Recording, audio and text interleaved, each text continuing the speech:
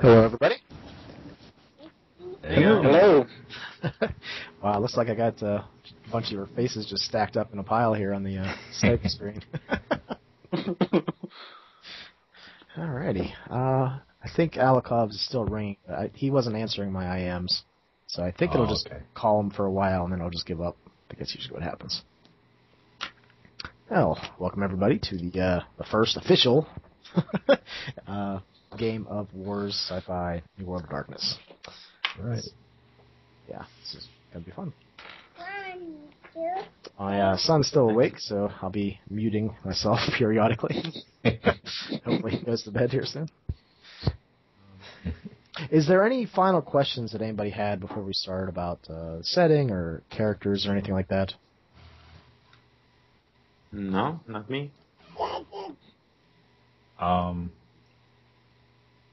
Is the katana damage just typical for what's in the World of Darkness book?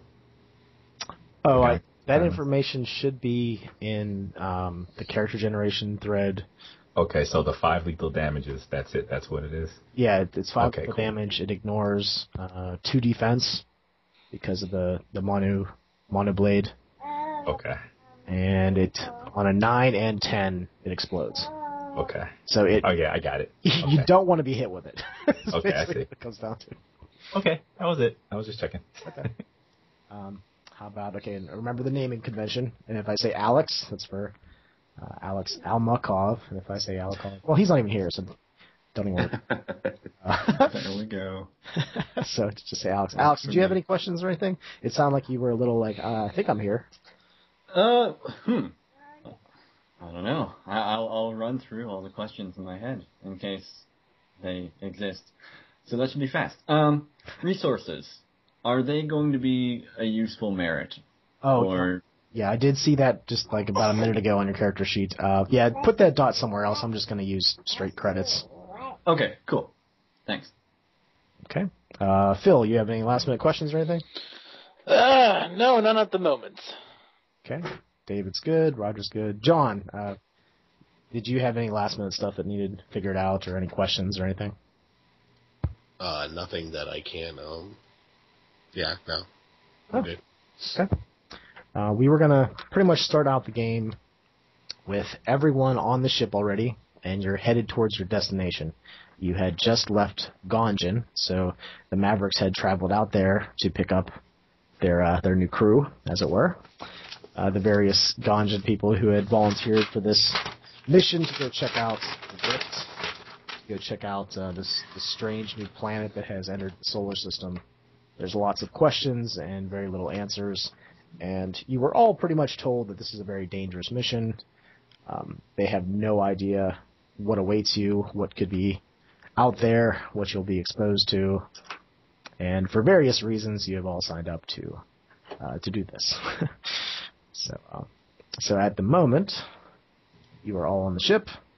The ship's grav engines have kicked into effect. You were probably shuttled up there from the surface if you were a Gonjin, and if you're a Maverick, you're pretty much just waiting for the new crew to arrive. But the ship is now on its way, and you are pretty much all probably standing in the cargo bay at this point. Probably just got loaded on, unless someone, like one of the Mavericks, didn't decide to come greet their new crew members. That's pretty much where we're starting at the moment. Okay. No, I'll be interested to see who's getting on board, so I'll probably be leaning on something as everybody enters and making note. I'll have my back up against a wall, preferably near one of the portholes to look outside as well. All right. So yeah, all the characters are there. Lai Ren, even though Alakog isn't here at the moment, has walked on to the cargo bay. He's looking around. He seems kind of silent and just sort of taking it all in. And there's also 2 other Gonjin. Okay. 3 other. Okay. I'll walk up slowly, and is everyone kind of just more or less meandering kind of or lollygagging right there. Yeah, like I To said, the entrance, kind of obvious. The ship is basically like you've all loaded yourselves into the cargo bay at this point. Okay. The door's just shut. And Okay, we're all actually basically inside. staring at each other at this moment. Okay. Okay. All right. Well, I give a nod, to everyone there. Whoever makes eye contact or seems slightly interested or whatever, and kind of smile nervously. Okay. And then I'll I guess I'll have like a kind of like a satchel or whatever with me, and I'll kind of toss that over my shoulder and kind of try to find a empty spot, to kind of maybe have a seat.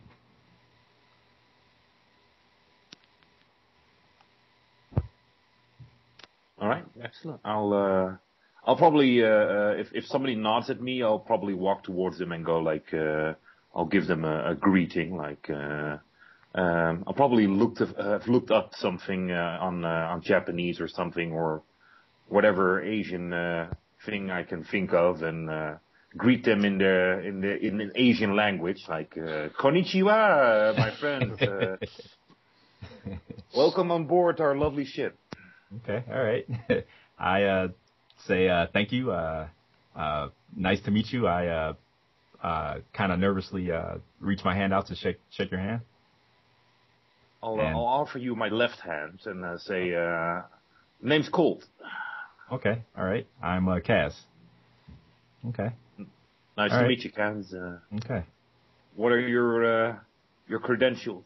I say, I kind of look around and I kind of lean in and say, well, because everyone to me looks a little, for lack of a better term, everyone looks a little hardened here, So I kind of heft my satchel and I say, you can call me a specialist in all types of languages and communication. Ah, domo arigato, eh? That's excellent. I'm not at all good at languages, but I know how to look them up. I put my hand up and I go, please don't strain yourself. We can speak. What I mean is just English, right? I mean, there's nothing. It's not called anything other crazier than that, is it, Tim? No, it's just English. Just typical English. Okay, all right, okay, yeah. No, I say English is fine. Excellent. So what are you here for? Well, I'm pretty much here to keep you guys alive. Ah, okay. Oh, so you're the pilot. So no. Well, I guess you could say that keeps us alive as well. Oh, okay. No, I'm looking for your medical welfare. Ah, okay. All right. Okay.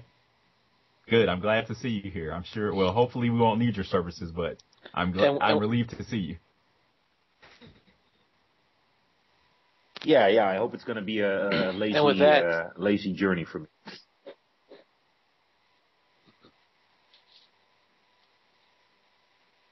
And with that, Theo will make his approach. He will walk slightly sheepish towards the lot of you. And as he gets in close, he'll kind of clear his throat a little bit.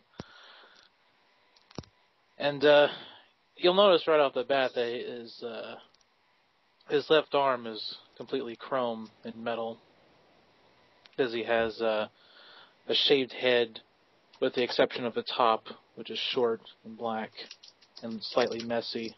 He's wearing goggles around his neck that are black and tinted. And he's got the Maverick symbol on his right arm, which, by the way, is wearing like a jumpsuit with a whole assortment of modded equipment on it and tools and stuff like that, just all hanging around, as well as having various lines across the side of his head that kind of look indicative of wiring and the like. Oh, wow. And as he'll walk up, he'll look towards you and nod and say, name's Theodine. Okay. I'll help keep this ship together. Okay. I'll give Theodine a smile and a greeting and say, pleasure is all mine. Well, this is quite an assortment. I can't recall the last time Maverick and Gungan have ever worked, and I'll use the air quotes with the fingers, worked together. I say, well, just understand that there's no reason why we can't work together as a fluid team, so to speak. But I must admit that I was a little bit hesitant once I heard that there were going to be Mavericks on this journey. And I look at the symbol that's displayed prominently on Theo's, I don't know, is it jacket or it's a tattoo it's a jumpsuit. Jumpsuit? Okay, yeah. Yep. Okay. Kind of eyeball it. I'll dust it off a little bit. I say, Theo, when you say you're going to keep things or keep everything together, what does that mean exactly? Well, anytime the ship breaks down or something goes missing, I'm going to go ahead and fix it. Oh, That's you're an engineer. Oh, yes, of course. Okay. I say interesting. I've been told that Mavericks were all, and I kind of lean in and say, don't get me wrong or anything, but that they were just kind of unorthodox and kind of barbaric. I didn't realize. Well, no offense, no. So I look forward to being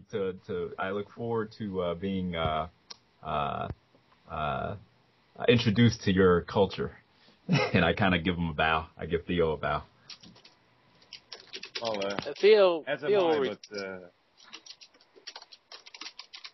Theo will return the bow ever so slightly and look back up and say, "Well, that's quite interesting. I guess you could say it is barbaric. I mean, we're not chained down by rigid laws and codes constantly telling us how to do things the proper way. We just kind of wing it as we go along." Nobody forces us to eat raw fish, huh? I kind of shrug and say, well, to embrace your chaos is to embrace life. And I'll leave it at that. Nice. Kind of shrug. Okay. And I have been apparently sitting here doing nothing for an hour, so...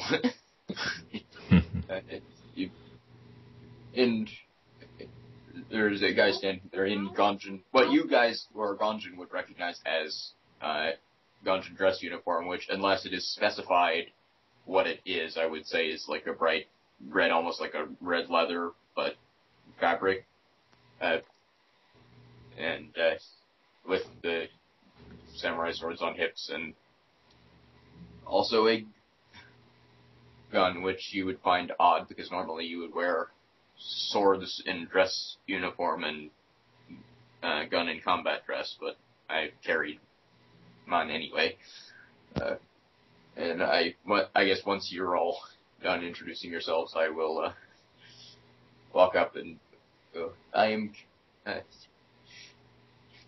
Captain Ying, or you may call me that. Okay. I've seen. Luckily, none of you have killed each other yet, so we might have a shot. But I'll try and keep everything together. As they don't seem to have. I mean, people seem to think we can work, so we probably we have a shot at least. And I'll shake hands with any of you that want to, and then back off. Okay. Bryce steps forward fairly briskly from the corner that he's been appraising the situation from. He's clean cut, but in reasonably relaxed dress. He just lightly shakes both Ying and the other Gong's hand and introduces himself. Signet, System Administration. Shall we show you to your quarters? Yes, the one that will keep our AI happy. This is very important. The thing that is flying your ship cannot be mad at you. It would be bad. Agreed. He smirks and then steps towards the hatch. Okay. Well, you'll see in the background there's still a Ganjan that hasn't introduced himself. Oh, really? Okay, cool. Okay. And... Don't be shy. Step right up. Yeah, who is that? No. Who's next? Yeah, I had a question, Tip. I forgot, because I was a prisoner of the Mavericks. I would have been on the ship already, wouldn't Oh, that's true. I? So you're Unless there. I was ordered to be here, I would have said, well, I guess as the door opens, as you're heading out, you see a large 6'3", completely bald Gungeon with all types of tech attached to his head. And he steps forward and says, "Greetings. Yeah. I am LB426. I am science spec." You're... Okay. And I Just bow to call you. him Chip if you can't remember the number. And I will bow to you, but like so minorly that it's clearly a slight that I'm trying to disguise, but it's like I don't respect you. I just respect the fact that you might kill me, and also that you're part of my crew, and I need to not piss you off. But like to other people, it looks perfectly normal. To a Gungeon, it would probably notice hesitation or uncomfortableness there, which you're probably used to. Yeah. He just actually has like a glassy look over his eyes, almost as if he didn't even notice. Oh, wow. Or he's just really good at hiding. Okay. All right. Well, And then I'll as step out of the way of the everybody door. settles in, I'll expect everyone in the medical bay after a while for a checkup, and then we can get going. Yeah. Okay. All right. Excellent. In addition, you see a pretty tall, robust robot standing in the back. It has various attachments on its arms and on its face, if you consider it a face. It's more of a pile of different technological gizmos. It's standing there, and it's picking up a crate and moving it over 3 feet and putting it down again. And then it picks it up and moves it right back to where it was and puts it down again. Productive. I whistle at it. Oi, Grunt! You can stop being useless now. It'll stop and turn and look right at Lyren. Wait for orders. Otherwise, deactivate for now. Identified. Will not kill. Yes, do not kill any of these people unless they try to kill one of us. Do not kill these 6 targets. Affirmative. Now, go away or deactivate or whatever you do. It starts moving and then it moves back. It starts moving, it moves back. Just stop. Can it turn off? Like, do we have a command to just deactivate these things, or do I need to tell it to go to a place where it would wait for orders or something? Probably has a recharge booth. Deactivation confirmed. Because that thing is creepy and it needs to be leave me alone until I need it to kill something. Okay. So, do we each have quarters, or how does that work? I asked who do I ask? Who knows? Probably The doctor? we would assume me, given that Okay. it's a Gungeon ship and I'm the captain of it. But Okay. I haven't assigned people quarters. I figured I'd let you fight over that. I obviously have the captain's cabin already, but the crew quarters can be assigned as you want. Okay. I kind of look with a kind of questioning look on my face, and I go, Captain, isn't it customary for each to have his cabins and assignments determined As you guys are talking, to maintain order? as you guys are talking about cabins and so forth, the grav drive seems to fluctuate, and you all come off the ground weightless for a split second, and then gravity is returned. Yeah. Theodine will let out a bit of a curse. Damn it! Stupid crab lift is off again. Excuse me, fellas. I'll be right back. Yes. And I'll just start muttering to myself as I wander away. Good. Wow. Well, yes, it is customary, but I figured if you guys can't agree on cabins and work that out, then you aren't really going to be able to work together at all when it matters. So it's just a good dry run for giving you a chance to practice working together and agreeing on stuff. A test. I understand. Okay, and I'll dart off to a cabin. I'll Just take the don't cabin select closest one to the with medical cage bay. Over the bed. You'll know that one's mine. Okay.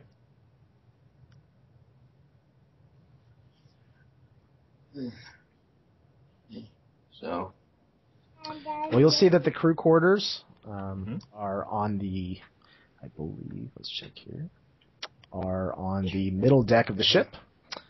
There's a bunch of them that looks like they can be set up in different fashions. There's removable walls.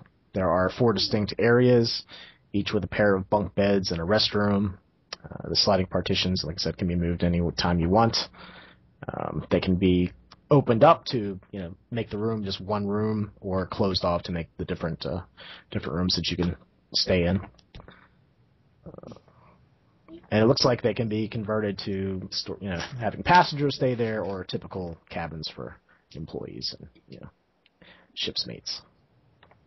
and I am not actually with them. I'm watching on a monitor from security or wherever, because I want specifically to see how they interact without me there to chaperone them. Presumably they could just, with me there, particularly carrying a gun, they could just be on best behavior when I'm around, and then as soon as I leave, start punching each other. So since this is supposed to be a test of how they work together, I need to not be there.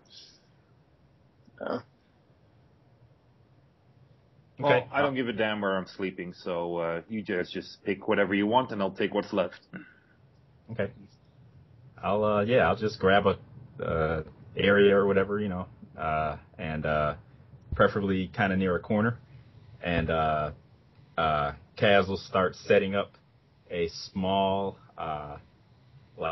shrine, and it doesn't really take up more room than a shoebox would, and it's nothing super ornate. It's very plain and simple, and it's kind of similar to, it would kind of remind someone of a yin and yang symbol of sorts. You'll also see that there's tables that are set up in the common area off to the sides. There's various chairs and benches, totes and crates that can be loaded with various objects and personal effects. Okay. I'll just dump my bag somewhere in a corner and head towards the medical bay. Okay. All right. So everyone has picked a room then? Yeah. Okay. The ship will sort of rumble a little bit. You'll see your feet are, I don't know, you get a little nauseous perhaps just from the quick motion. It's not stable. It's sort of bumpy, almost like aircraft turbulence. Hmm. And at this point, our mechanic has made his way down to the engine room. And the first thing you notice, it has a strange smell when you go into it. Uh-oh. Do I recognize the scent? Do you? Oh, damn. Well, it's another coolant leak. I'll get right down and I'll start popping open latches and start digging away at the innards of the latch itself and start moving aside wires and pipes. There it is. Sure enough, you'll see dripping and things hissing as they drip onto hot parts of the engine. Some of the floor tiles look like the cracks between them are filled with liquid. Mm-hmm. Oh, this is just what I need right now. First day, nothing but coolant leaks. Dandy. I'll signal up to the captain on the intercom. Yes. Yeah, we're going to need to make a stop to get some endothermic expulsion rays because this is just not going to work. My understanding was that we have what we have and we have to work with it. This is supposed to be a secret mission, so we can't go be stopping off for supplies everywhere. I mean, if this is going to make us blow up, and you know some secret maverick base where no one will notice us, fine. But I don't want to countermand orders unless absolutely necessary to prevent us from dying, and I don't. And we're, as far as I understand, we're not supposed to do that. So. Yeah, very well then. Just as a heads up and warning to the rest of the crew, though, you might want to let them know that they might have a strange smell in the air. It's going to smell a little acidic. That's just the coolant leak. As long as they don't inhale it for more than 20 minutes at a time, they'll be fine. So, just a bit of a heads up. Oh well, this is over with already. No. Theodine will then get down and start scrubbing away at it. Damn it. It never gets up off the ground. It never does. It just sticks everywhere. And then everything's just... That's another rag gone. So back in the med bay, the doctor has arrived. Finds the quarters are clean. There's no dust, which probably surprises him. It seems like it's well stocked. There are various stimulants and enhancements that are ready to go, are in cooling or warming vats, with whatever is necessary for the various enhancements. Lots of closet space and storage, multiple med beds that are waiting there for patients. Piles of clean sheets. I start to look around and, Pong, let's go to inventory. What do we got? Welcome to the ship. You have found your place, it seems. Aren't you concerned that we're all going to die? Everyone dies eventually, so let's try to prevent them from dying any quicker than they have to. Yes, but they would not let me back myself up before they put me into the mainframe. Oh, I'm surprised. You're such a cheerful personality. Concerned for my well-being as well as yours. That's good to know. Are there any subroutines that you would have me run to check your medical equipment? Well, just make sure everything that's on the shipping list is here. I have found one discrepancy. Something is missing. Enhancement number 4256. I checked the list. It looks like it's some sort of adrenaline shot. Damn, I was hoping I could get that for myself. All right, well, do we know where it is? When has it gone missing? It has been missing for 46 minutes and 30 seconds. Who took it? Unknown. Unknown? Huh. Wow. All right. Where do we keep it? You will see the empty slot in front of you to the left, 46 centimeters. Oh, there we go. Who could have took it? I look around if it's dropped from the gravity malfunction. There's nothing on the floor. There's nothing broken. Oh well, I'll sit down in a chair and I'll go through some data and stuff and probably surf the web for a while as we head off. Should I boost your data net capabilities? Should I reduce life support? Tempting. But no, let's not. Well, if you have any fears or worries, don't be afraid to consult with me. I'll be sure to check in frequently. You do the same. If you need an aspirin or something, let me know. I believe that was humor. Ha ha ha. Excellent. I'm getting through to you. So back in the crew quarters, are the rest of you guys doing anything else? I guess after I get everything kind of set up, kind of have some data pads and actual physical books kind of piled about. I'll kind of look around, and I remember the doctor was saying that we had to get physicals, I guess, which is kind of odd to me, but fine. I'll follow regulations. So I'll kind of wander about and try to figure out where the med bay is. That's all I want to do.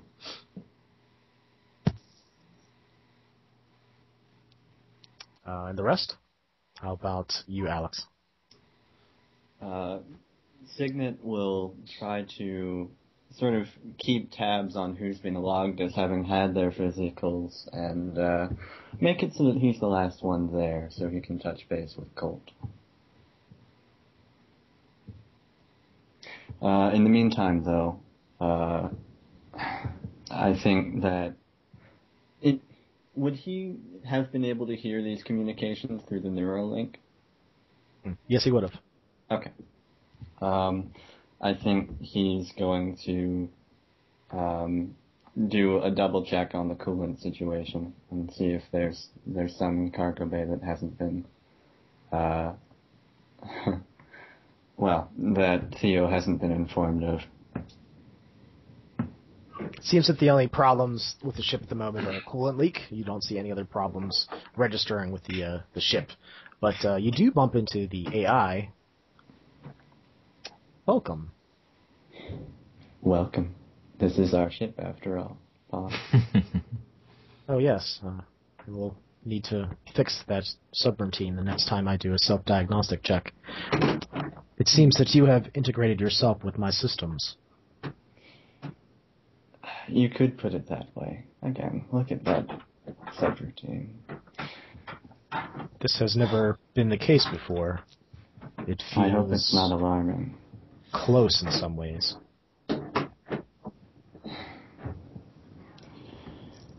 I'm having a hard time describing it as intimate.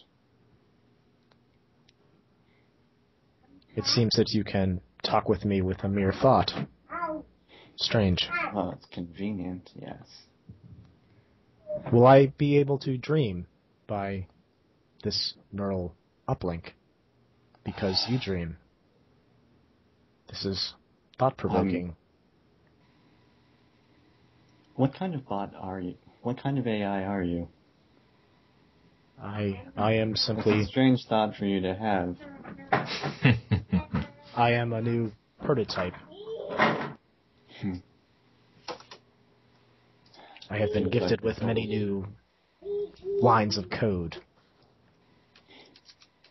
Would you mind if I explored them? Or would it feel invasive? Invasive is a word that fits. But perhaps in time, I will trust you. And Wow. you feel a sort of, like you're hitting a wall. Almost like there's some sort of barrier that's being built in certain sections of the ship's programming. Are they any, device critical sections? Is Palm locking me out of anything? It seems like she's locking you out of her design, her Interesting. entity, her being, I guess.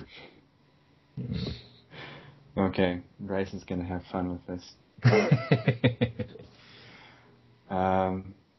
All right. Boundaries are a healthy thing.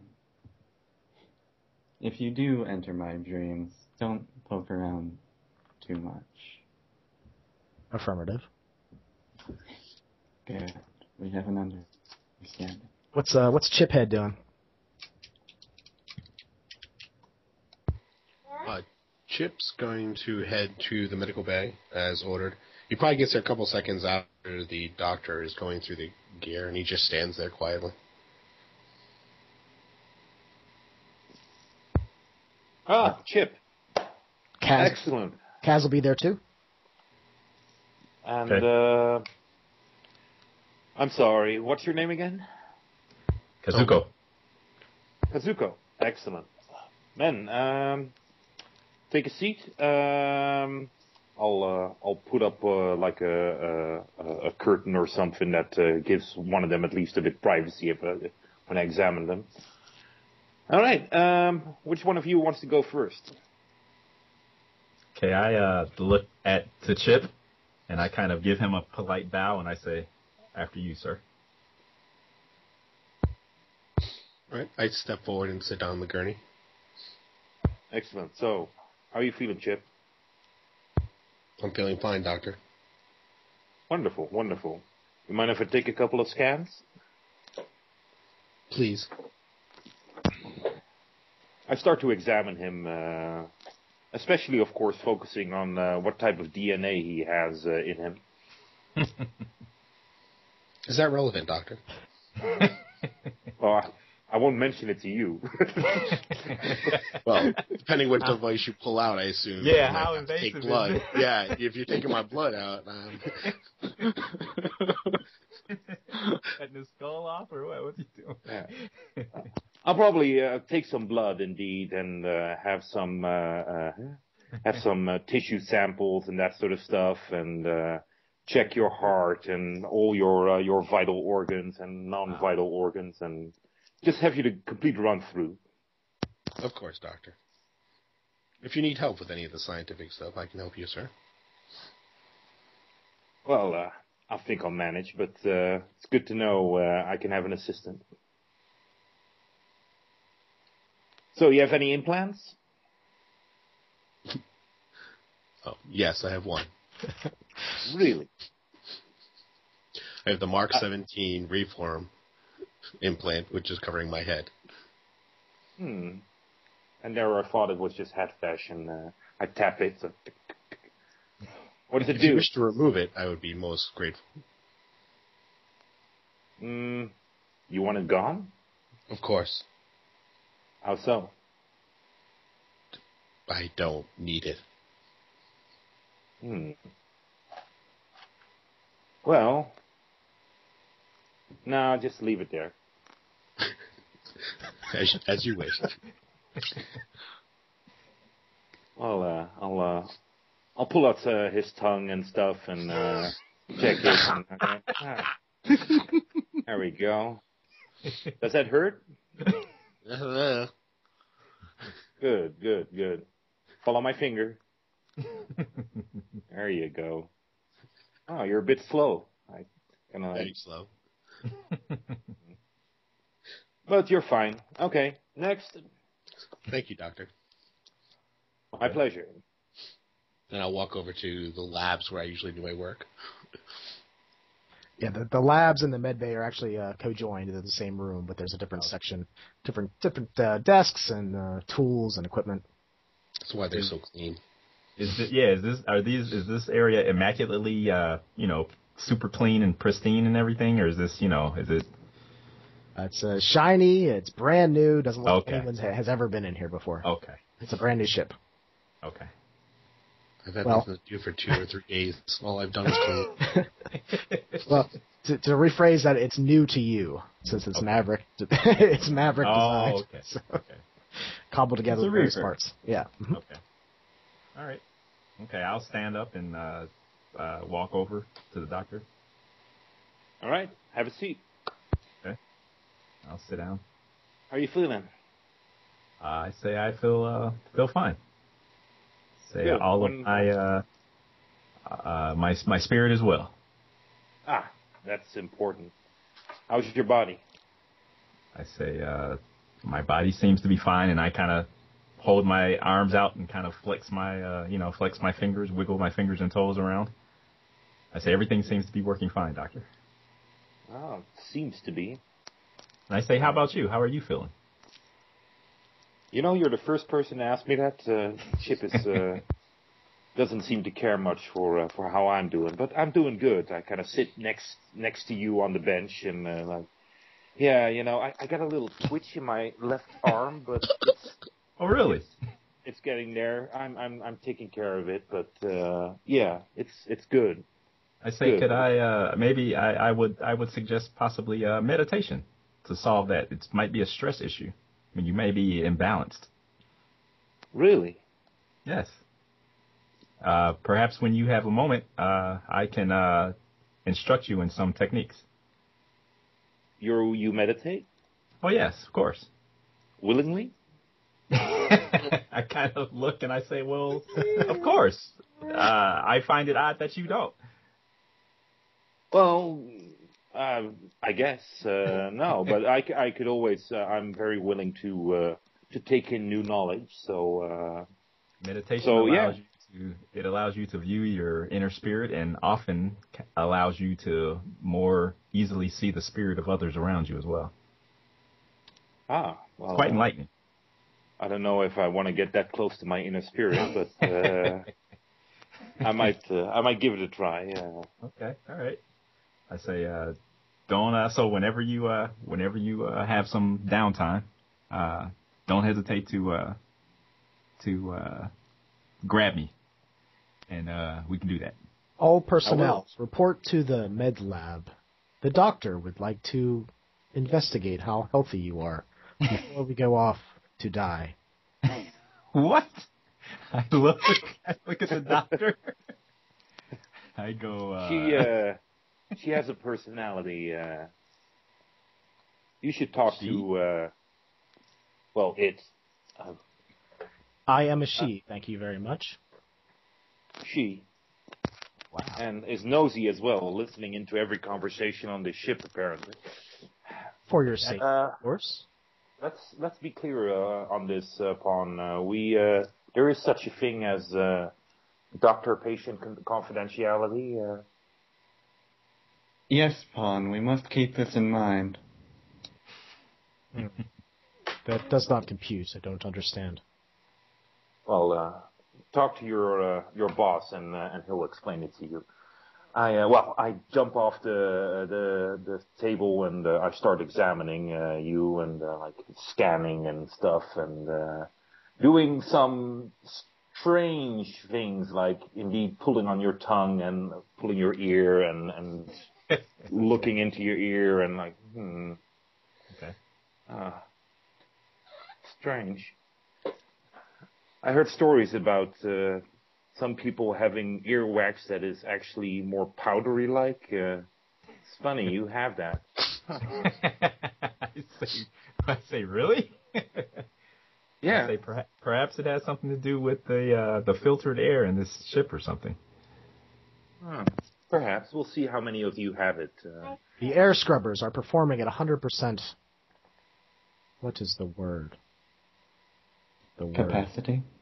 The word. Capacity. Okay. Good.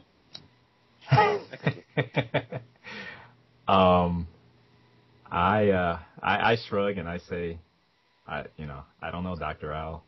Let me know if you find anything else strange. That's troubling. No, sorry. Let me be clear. It's not troubling at all. It seems to be a genetic thing with some people that have that, but it's all right. It's fine. Okay. But you might want to, adjust your diet accordingly. Okay. All right. Interesting. Okay. I'll have to. Okay. I'll take that upon consideration. Excellent. All right. Just some blood, and then we're done. Okay. All right. Okay. When we're done, I'll stand up and put my. He's wearing kind of loose-fitting, robes of sorts, with kind of like I don't know, like kind of like tighter leggings and boots, underneath, and I'll put the robes back on and everything, and then before I leave, I'll look up and I'll say, I'll turn to the doctor and say, what is she called? Pawn, I believe. Pawn? At least okay. that's what I read. Okay. All right, I kind of look up into the air and I say, excuse me, Pawn? You wish to speak now. I am not being arrogant or invasive. Is that the word? I say, no, you're not being invasive. I say, Pawn, how are you feeling? Feeling? Yeah. Shy, I believe, is the term. I'm not used to someone poking around in my routines.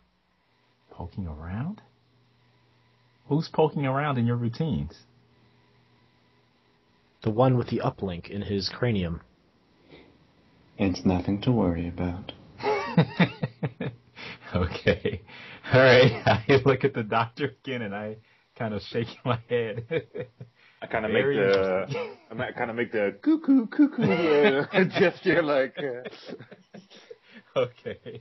Okay. So I'll give the doctor another bow, and then I'll leave out and head back to the crew quarters. You will need to get used to me, and I must needs get used to you. Okay. All right. Okay. I'm fairly used to AIs, but there's something about this AI that seems to be I don't want to say she's a lot more personable than usual, but there is something about her, you know. If you have any funeral processes or rituals that will need to be said upon your death, it would be good to tell me of these, in case I am the only one left. Wow. Very well. I'll remember to do that, Pawn. Thank you. Oh, Doctor, there is a reminder here for you. You need to install the flesh ports into your patients so that they can upload their data into the 3D printing cloning machine prototype. Thank you, Pawn. I wouldn't have thought of that myself. I've already installed them on 2 of them. Thank you. I'm a very capable doctor in this. You'll see an entrance or a little lid to one of the vats that has the fleshy, like rope-looking things that get attached to the spinal column. These. It opens up. There you go. They are warm. I have heated the temperature to necessary. Necessary?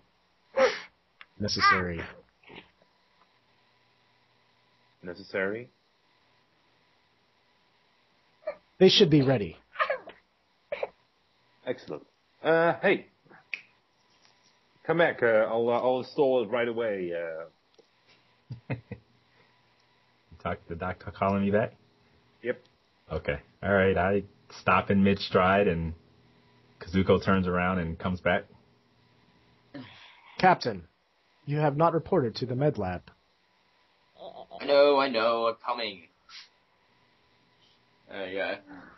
I walk through the door fairly soon after that. It's just... Doc, is this going to hurt? Only a little. I've heard that before. Come on, a strong man like you. So where does it go? I could sedate you if you wanted, but... No, that won't be necessary. There is only a small percentage chance of being paralyzed. Where is it, the application? Where's the spot at? Spinal cord. Oh, wow. Okay. Okay. Maybe you better give me a shot, Doc. Sure? Yeah. All right. Lie down. Okay. I get this way too big a needle out, and I... There we go. I'm just kidding here.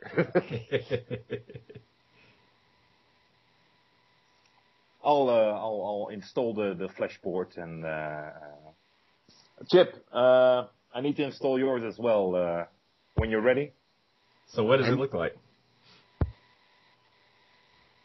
I don't know. Is it like the thing from the Matrix or something, or? Well, what do you think it looks like right here? I'm thinking about this tube or thing, the cylinder kind of thing that you put around your vertebrae or something. Oh, wow. Okay. Yeah, it's all organic in nature. Oh, okay. That's good. Okay. Looks like it was genetically engineered. Okay. All right. Okay. I'll get up and kind of rub my lower back or upper back, or where is it at? Probably back of the neck, or where is it at? Between your shoulders or something. Between my shoulders? Okay. All right. Okay. I'll kind of massage that a little bit and then kind of walk away. Congratulations on not being paralyzed. What was the percentage again, Pawn? I forgot. It's too low to mention, but I already have, I guess. Well, I guess I got another couple of shots left in me. I'm ready, Dr. Pascal, whenever you are. Excellent. Lie down. I jump up on the gurney. There we go. You want to be sedated? No, thank you, Dr. Pascal. All right. I put it in. Probably have a little cut and stuff, and just put it in there. Nice. Not a squeak.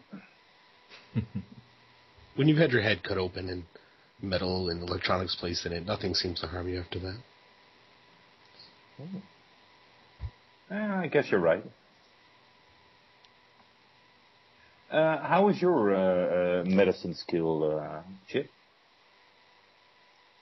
I'm well versed in most medicines, Doctor.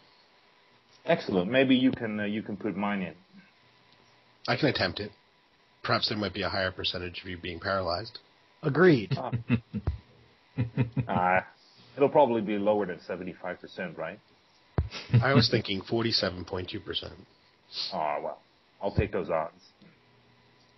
Theodine, your presence is requested in the med lab. I will not say it again. Oh, wow. Whoa, dude. Holy shit. Theodine will look up, almost hitting his head on the bulkhead. As he glances at it, he goes, "Well, then don't say it again." It's that simple. I won't. I'm still working. All right, the coolant has not been secured. You'll see the lights turn off in the engine room. Oh, rude. Yes. Okay, Pawn. This is I can see this is going to be an ongoing thing here. You just hear some static. Well, that's how I'm it is. afraid this isn't appropriate. I know you can hear me. The lights above above your head flash once or twice, and then turn back on. Thank you. That's more like it.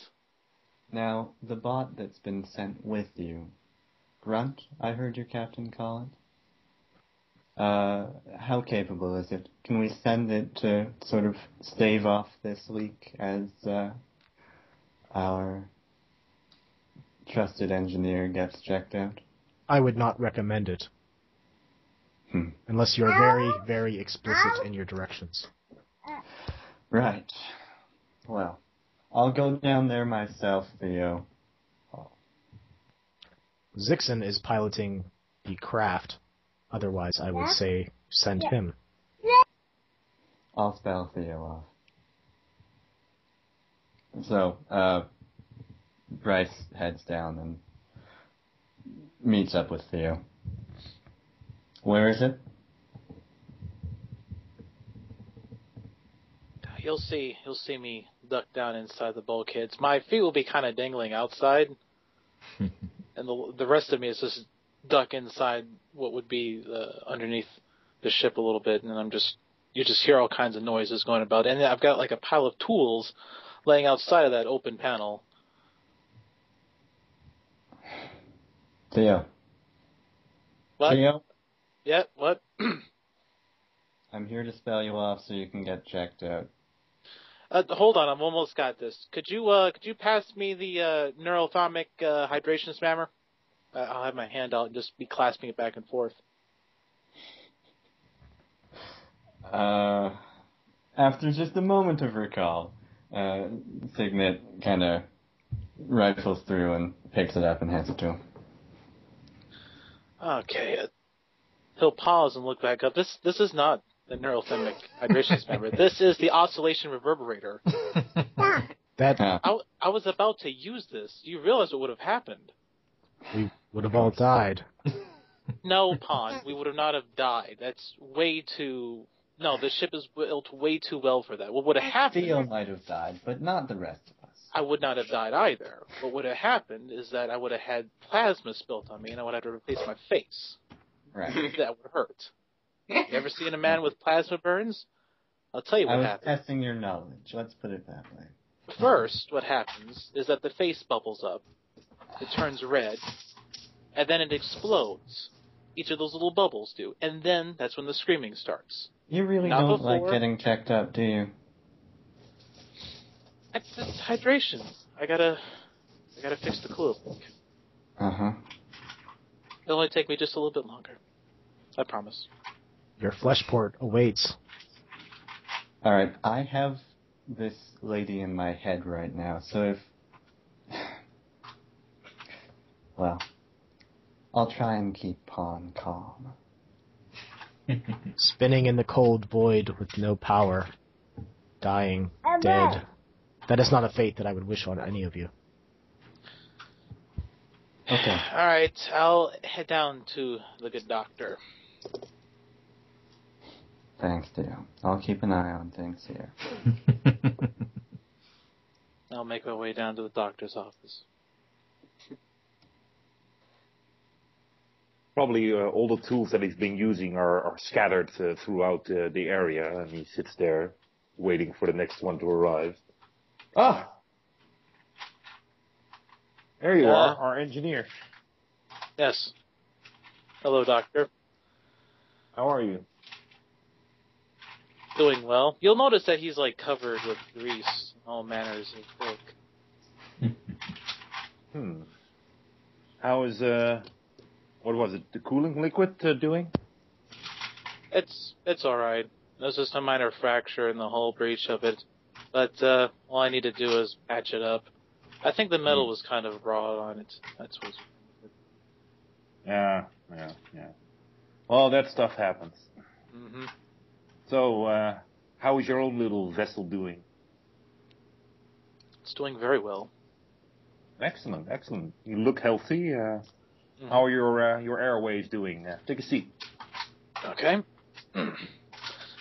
Airways are doing just fine last time I checked. Have you wearing protective masks? Yes. Excellent. Good for you. All right. Let's see. You want to do the checkup first or Fleshport first? Oh, let's do the checkup first then, I suppose. Okie dokie.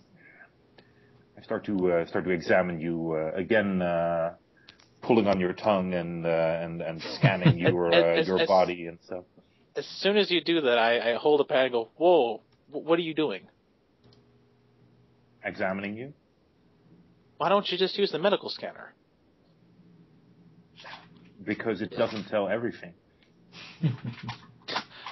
Well, how does it not tell everything? It's designed to do that. It penetrates within inside using hyperthermic sonar penetration. You can see everything inside the body in that case. But what you're using is 20th century techno-babbling voodoo-style medicine.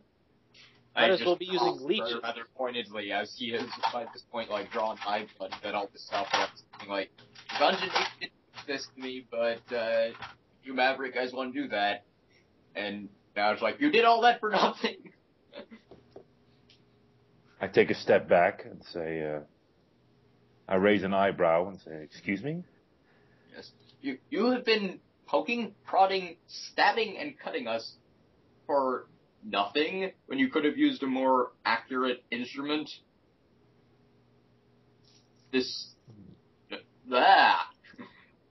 I knew that we're doing things the Gungeon didn't do, but I thought it was a Maverick thing. Now I realize you're just wasting time. Interesting. Remind me again, who has the medical diploma here? I knew that was coming. Yes, you may have one, but you apparently don't use it. That instrument that you're poking randomly at people. Well, I'm glad you see it that way. But how about I do my work the way I see it fit, and you do your work the way you see it fit? Or you want me to just walk behind you and criticize everything you do? Well, as long as what I do doesn't get people killed, and I don't care. You're the one in charge of keeping us not dead, so kind of important that I trust. There you go, and let me just check. We've been on this ship for what, like 3 hours now, and we already had a malfunction on the ship, and everyone's still alive, so 1-0 for me. Right. That's more of a win for the mechanics than you, but yeah. So, okay, well, excellent. Can I please continue my research here? Or I am detecting hostility. Do you need calming music playing in the background? God! That would be Shut up delightful, Pon. Go away. You'll hear some Earther classical music start to play at low volume. Oh, Thank you, Pon. okay. You are most Relax. welcome. Thank you for thanking me. Yeah, I just walk back to my cabin before I do anything else stupid. Okay. I'm sorry before we were so rudely interrupted. Shall we continue? Go ahead. Excellent. Now, I over dramatically grabbed the bioscanner and here we go. Beep, beep, beep. You should check your mask. Here, I grabbed something and hand it to you. Drink this. What is it? It seems that your bladder is a little bit damaged. Apparently, well, you either got something in it before or after you arrived here. What is it that's inside there? Oh, nothing. Just the outer wall is a little bit thin, so just drink it and it'll be fine. Is that fine? Is that normal? It happens to mechanics, yeah. Just to mechanics.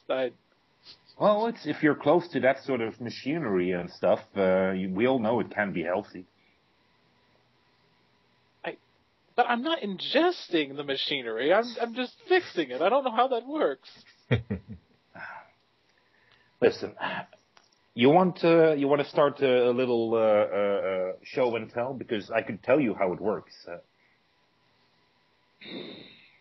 All right, I'll drink, Doc. I'll drink. Excellent. I'll take a swig. Oh God. Ugh. That is. Ugh.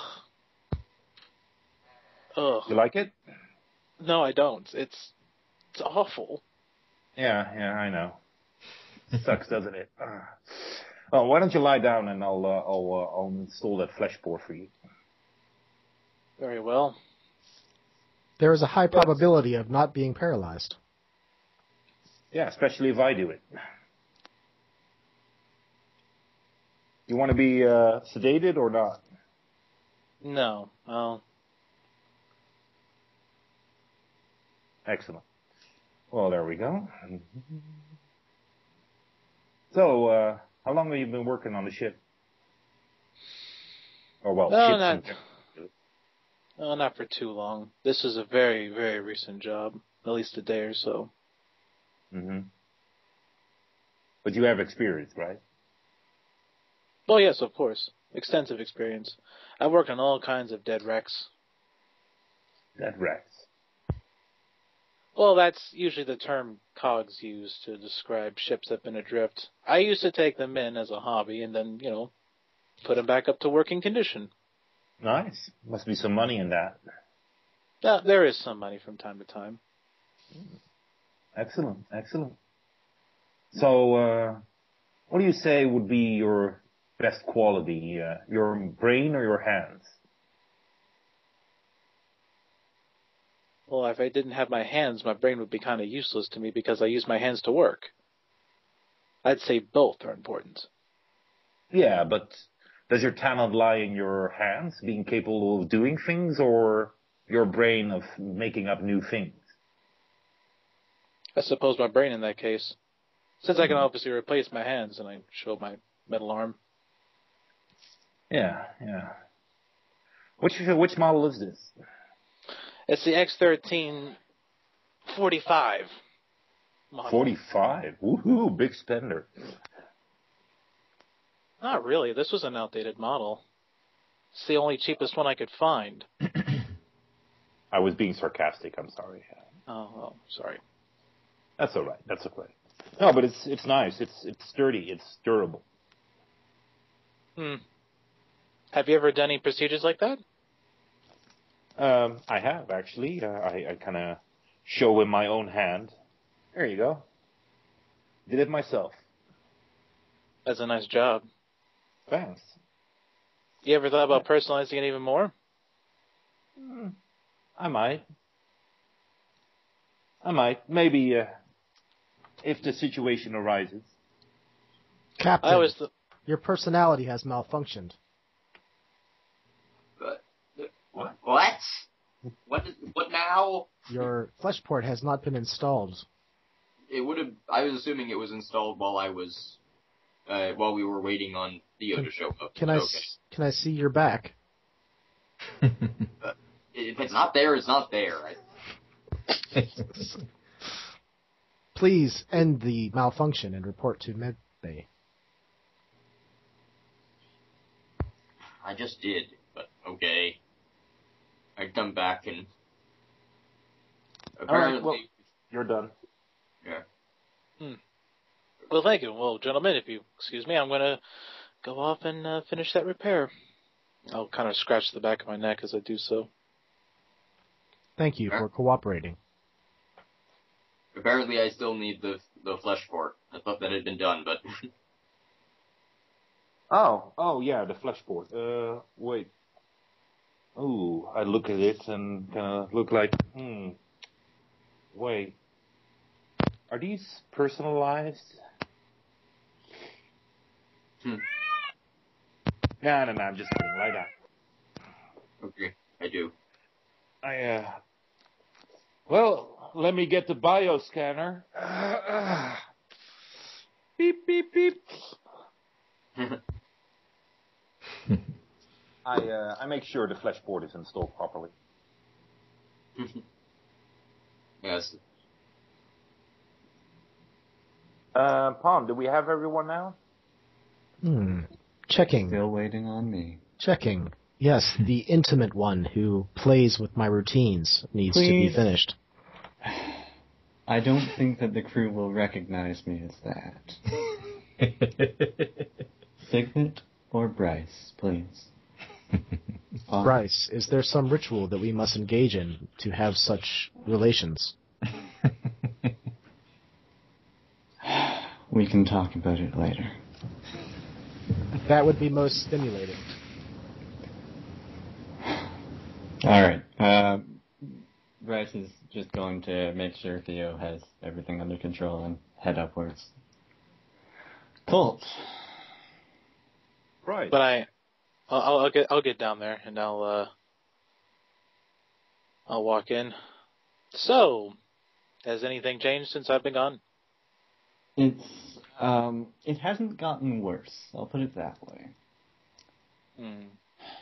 Okay, then, he'll say with a sigh.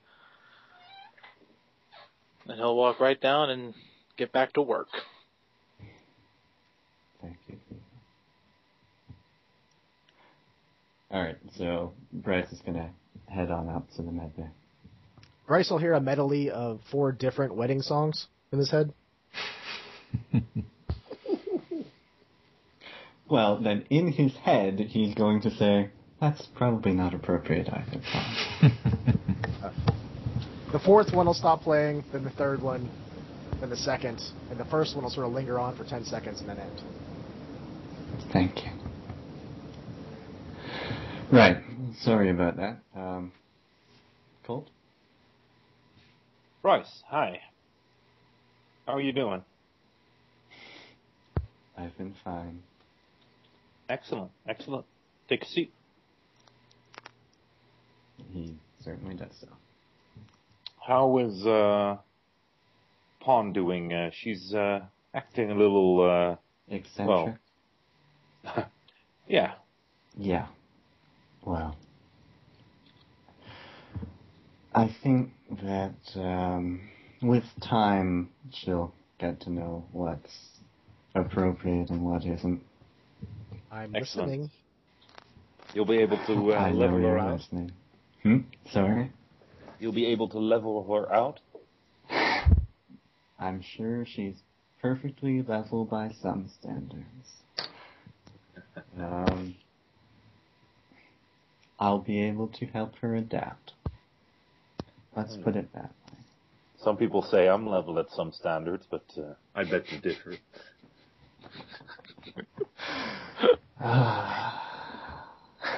Grace just smiles and exhales a very long breath. Not a sigh, but kind of relaxing. Oh, well, you beat me to it, but if you could start over again? I kind of put my ear against your chest. There you go. I'm going to kind of tap on your back and stuff, and... Right. Oh. Is it all checked out? Let me see. You want the flashboard before or after the examine?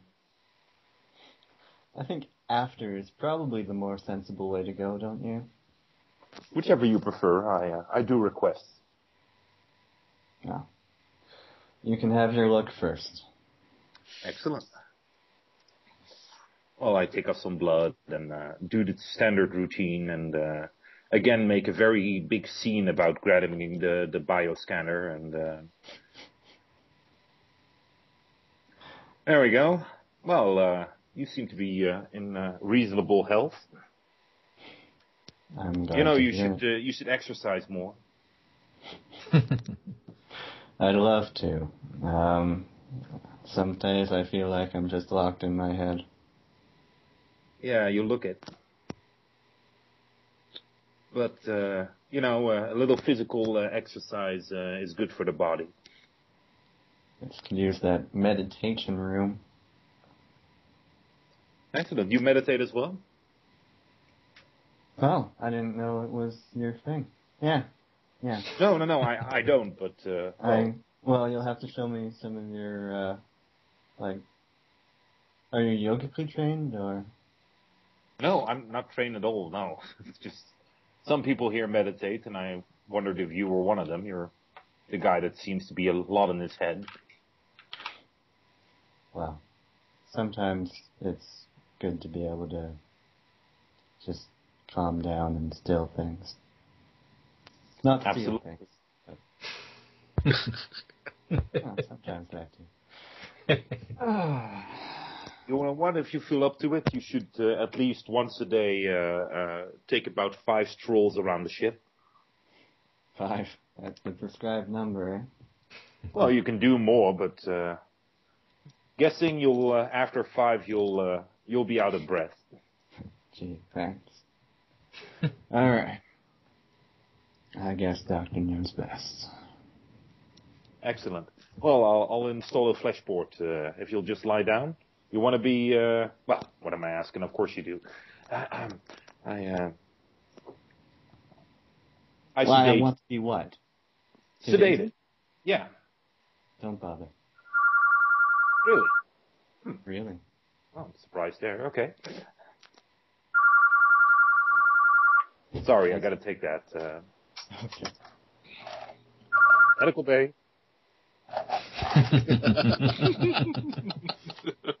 Nice. All right. Well, we're done with the flashboard.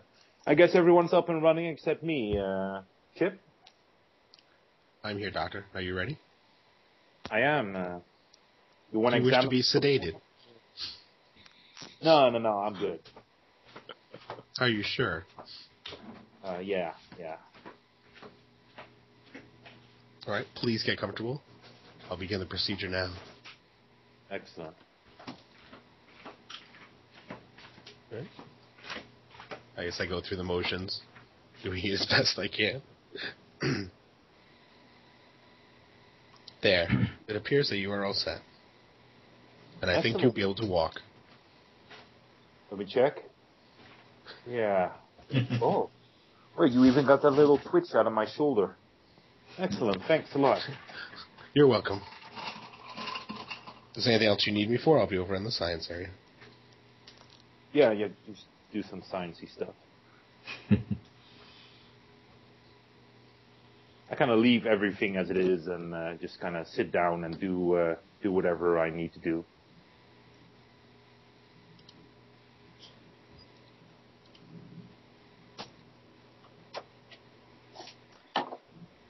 So it seems like everyone has had their flush ports installed, and how is the repairs coming on the engine? Repairs are doing just fine. I've finally managed to get everything all fitted together. The coolant links have now stopped, and Theodine will rise up, wiping his brow, finally closing up everything, and ready to head back to his bunk. Everyone feels a strange tingling sensation. Seems like it's running from the bottom of your feet to the base of your skull. Ooh. Did it start just all of a sudden or after we got the implant? It just happened. Just happened? Okay. Are there any abnormal sensor readings? So you check the sensors? Yeah. There's no abnormal readings that the ship's getting.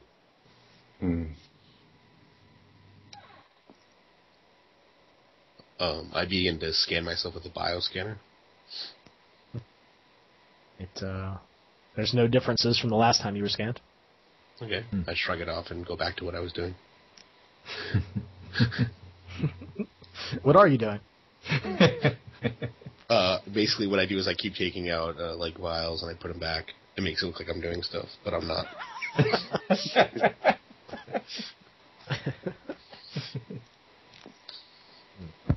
I'll scan myself as well, and if nothing shows up, I'll just, figure it to be a space thing, and I'll be working on classifying the DNA and going through it, which will probably take a lot of time. Are we able to access the? Is it called a bridge, or is it basically just the? Where the captain would basically control the ship? Are we able to? There's the captain's cabin. That's where he stays. No. There is also, if you look at the ship, okay. There is. Let's see here. I gotta look at this one too. So you guys, you were in the cargo bay. You went up to the med lab. There is, look here, kitchen, airlock, crew quarters, science lab, balcony, general purpose area, engineering. There is a bridge. Okay, yeah. Okay.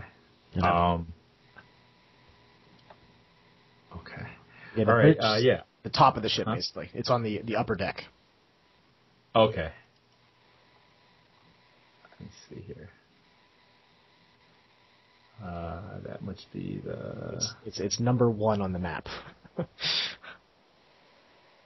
Must be there. Then. Okay, I see it. Okay, I see how it's set up. All right, gotcha. Yeah, I mean, I'll kind of go through cut through the dorsal bay area, and if I can get access to the bridge, I'll kind of stick my head in there as I'm kind of just exploring the ship itself. And kind of look and see where we're headed. Yeah. All right, you see me staring out of the viewport or whatever, just doing the typical thoughtful captain thing. Yeah. You have some transparent alloys that make up the windows of the front of the ship. Transparent aluminum. Yeah, right. I kind of knock on the side of the bulkhead there, and I say, Captain Ying, I'm not intruding, am I? And you turn around. Oh no! Anyone is welcome up here, as long as they don't start destroying things. Not that I expect anyone would. Okay, no food. The more I have to worry about them falling apart on their own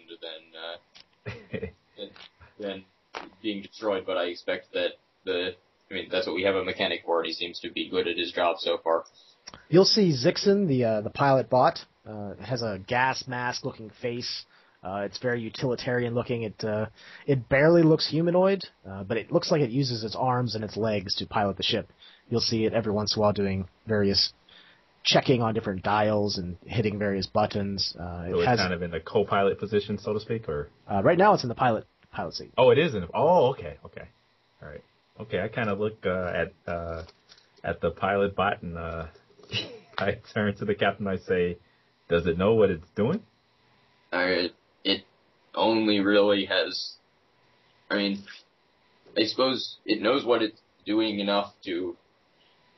It is perfectly adequate to pilot the ship, if that's what you're asking about. If you're asking like some sort of question of AI consciousness, I don't know. All I know is it can get us where we're going without killing us, unless it malfunctions. Its head will spin around backwards. Yeah. Do you wish to engage in conversational word passings to and forth? No. I don't want to interrupt you or distract you. So no, thank you. There is no space debris or meteorites or any impacting things that are going to hit the ship. We are safe. Well, yes, but we're also headed for an interdimensional whole thing that we don't understand, so... We are? What does it pose a danger to us? Don't know yet. That's why the pond is insisting that we're going to die and whatnot, which is unproven, but I was not sure what she was referring to. Now I understand. Yes. Captain, what's your general assessment of this ship? Seems like I hear a lot of odd noises and things going on, and with the gravity malfunction and all that. Well, it's a Maverick ship. Don't you expect that from Mavericks? I'm just glad it hasn't sprung a serious issue that hasn't been fixable yet. Why would they have given us a Maverick ship as opposed to a Ganjan ship, which would have been much more capable, possibly? I have no idea. I have no idea why we're even involving the Mavericks, but they just said we're doing it, so we're doing it. My assessment of the mission, as opposed to the ship, is that they don't really have much. They either don't care very much, or they don't have much confidence in us because they seem to be just sending dregs. But well, I know we each have our own capabilities, but it does seem rather strange. Yeah, we each have our own capabilities. We have enough roles to fill the ship, and I don't know enough about many of the people in here to really say whether they're capable or not. But I know that they're sending us with a convict who I'm so us, and they're sending Maverick and Ganjan together, which is a shitstorm waiting to happen, and the ship is falling apart. So my mouth kind of drops open, and I go, convict? Who's a convict? Chip. That's why he has the aforementioned chip, to prevent him from murdering us, or whatever else he did in the first place. We're relying on this piece of hardware functioning properly to make sure we wake up in the morning. Why on earth would they send a homicidal maniac along with this? That's my question, but they did, so I have to deal with him. I say, perhaps. Oh, okay, all right. Well, maybe it might be interesting to talk with him and see what his perspective is upon this whole thing, possibly. But okay. Yeah, I just prefer to carry this anyway. And you'll notice that I have now changed out of my dress uniform, which would normally mean you put away weapons, but I still have the short sword and the gun on my hips because I don't want to be unarmed around this dude that I don't trust that apparently murders people. Okay, Kazuko kind of leans forward and looks out the front, the window basically. And so how much time do we have before we reach our destination? He's kind of looking around. I don't know how far we're supposed to be from it, but at the moment, you guys have just left the Ganjan area. You have to pass through the asteroid belt, and then the rift and Sayal will be there. It's actually pretty close. Oh, is it? Okay. Within the next, 48 hours or something, or? Let me check. Okay, I mean, you don't have to. I was just wondering. Okay. Just to see how much more time I had to get to know everybody. Yeah, I'll do those calculations while you guys talk to yourselves. Okay. All right. 48 hours at the present speed. At the present speed? Okay. Well, the ship keeps breaking down, so who knows? Oh yeah, and then we're not supposed to breathe too much, and then we'll use the oxygen.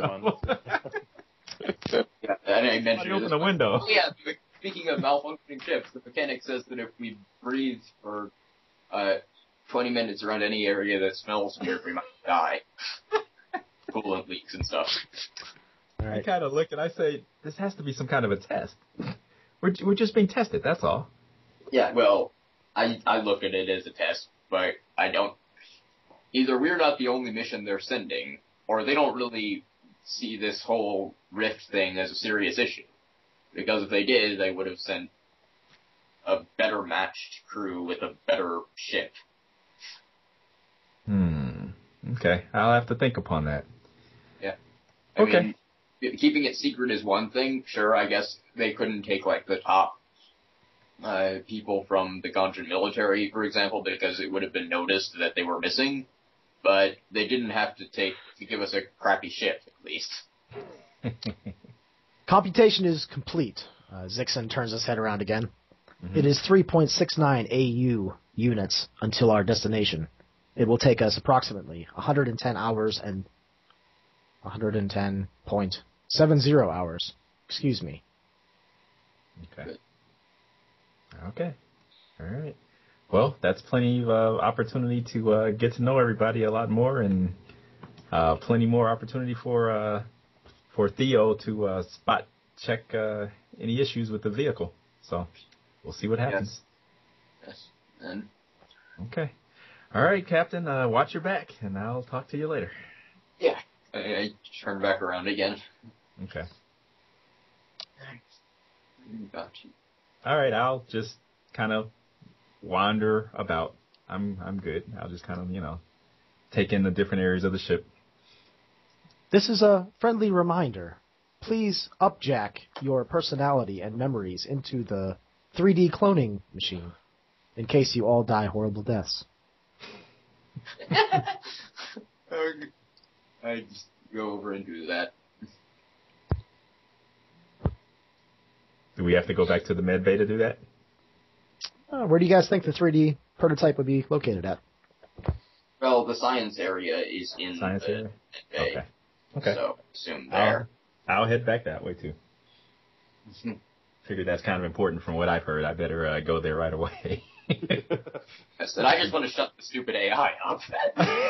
Because I know what she did last time we didn't do what she wanted. The Since I'm prototype. here, I'll jack right in. Yeah, you have a strange tingling sensation as you feel almost like a light current of electricity running through your body. You'll see the machine is laid out in front of you. It's sort of a square white plastic or synth plastic base, and on top it has a glass canister roughly about 7 feet long and about 4 feet wide. There's various arms and equipment and lasers and little robotic parts. It looks very complicated and expensive. Whenever you do that, some of the arms twitch, and you'll see the outline. Well, they start to move in what you kind of think would be a humanoid form, but nothing is happening. It's not doing anything. And then after about a minute, it stops. Thank you. Upload complete. Creepy. That's And scary. still the tingling sensation's still there? As soon as you unplug yourself, it goes away. Ah, okay. All right. So it's a different tingling sensation than the one. Yes. I'm just full of tingles. Yes, it's very true. All the adrenaline and excitement. If I guess maybe if Chip's over there moving stuff over around and rearranging and arranging and everything, I'll kind of slowly walk over to him and introduce myself. Same thing. You'll feel a jolt of like a low voltage electric charge through your body, and Wow. you'll see the same thing. The little arms will start to move. It's almost looks like they're tracing your form, but there's no material being sprayed out of the ends of the various arms. Okay. Upjack complete. Please unplug. Okay. All right. Is the doctor in here too as well still? Yeah, busy everybody's in here? Okay. with vials of blood and that sort of stuff. Okay. I'll say, Doctor, you still considering my offer of meditation? I certainly am. Once I got this sorted out, I'll try to grab you.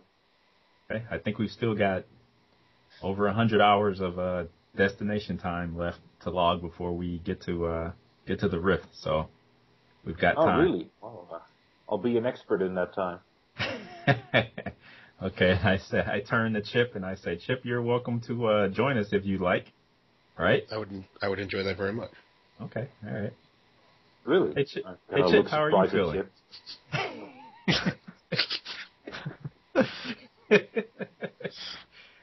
Does Chip show any kind of, is he very emotional at all, or is he pretty much calm and just solid as a rock? As of right now, he hasn't really shown any emotions at all. Wow. Okay. All right. And is the I don't want to call it a prosthetic or whatever, but is the chip, the device, is it really prominent? Do you see it for sure? You know, like, hey, he's got something. Oh yeah. Think of something like Lobot from Empire Strikes Back. He's got this. Oh wow. Okay. And then like every time I speak, it actually lights up. Oh, man. Okay. I'll say. Maybe it's preventing me from saying what I really want to say. Die! No, wait, no.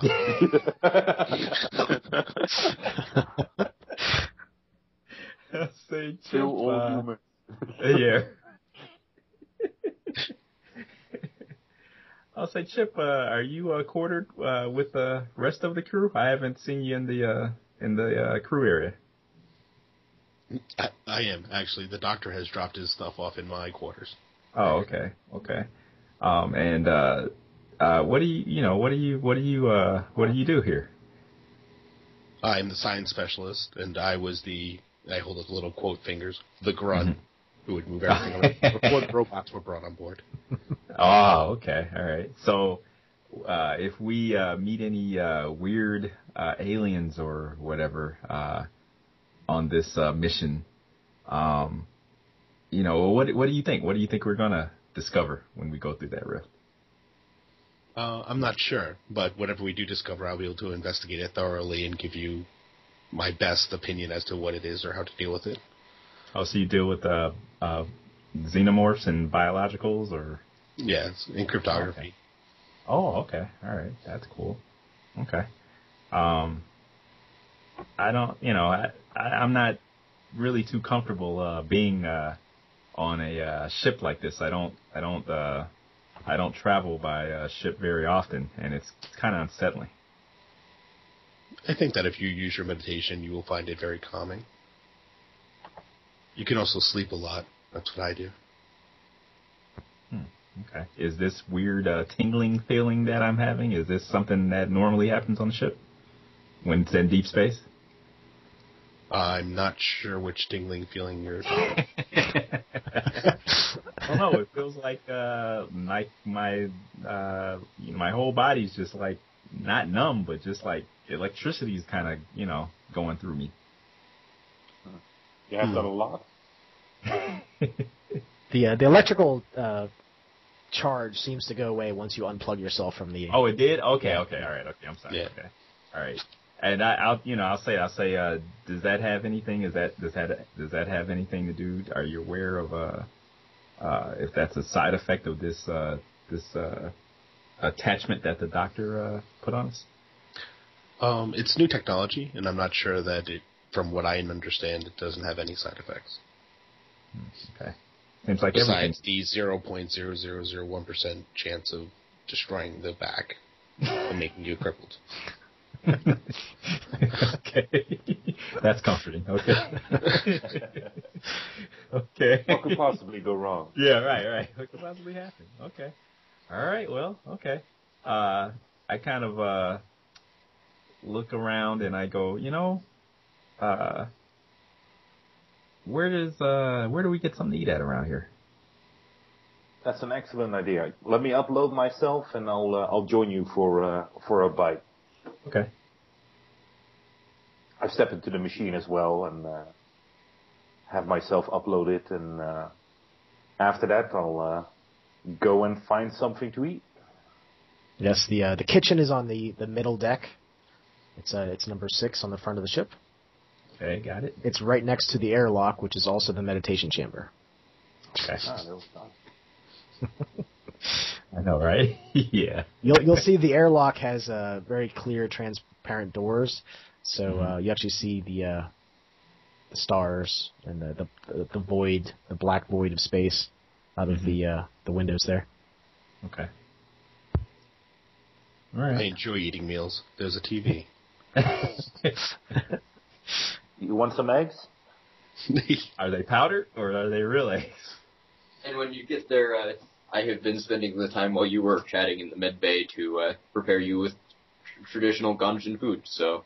Oh wow! Oh, There you sweet. go. Hey, doctor, you're in for a treat. I don't know. I have no mechanical skill in cooking, or in express or anything. So probably not all that great, but. It smells good. If Matrix nothing style else. cool. Yeah, I mean it's All the it's amino just acids you need. Yeah. Just close your eyes. You'll be okay. Okay, cool. I'll dig in. Excellent. Thanks a lot. Thank you, Captain. Good.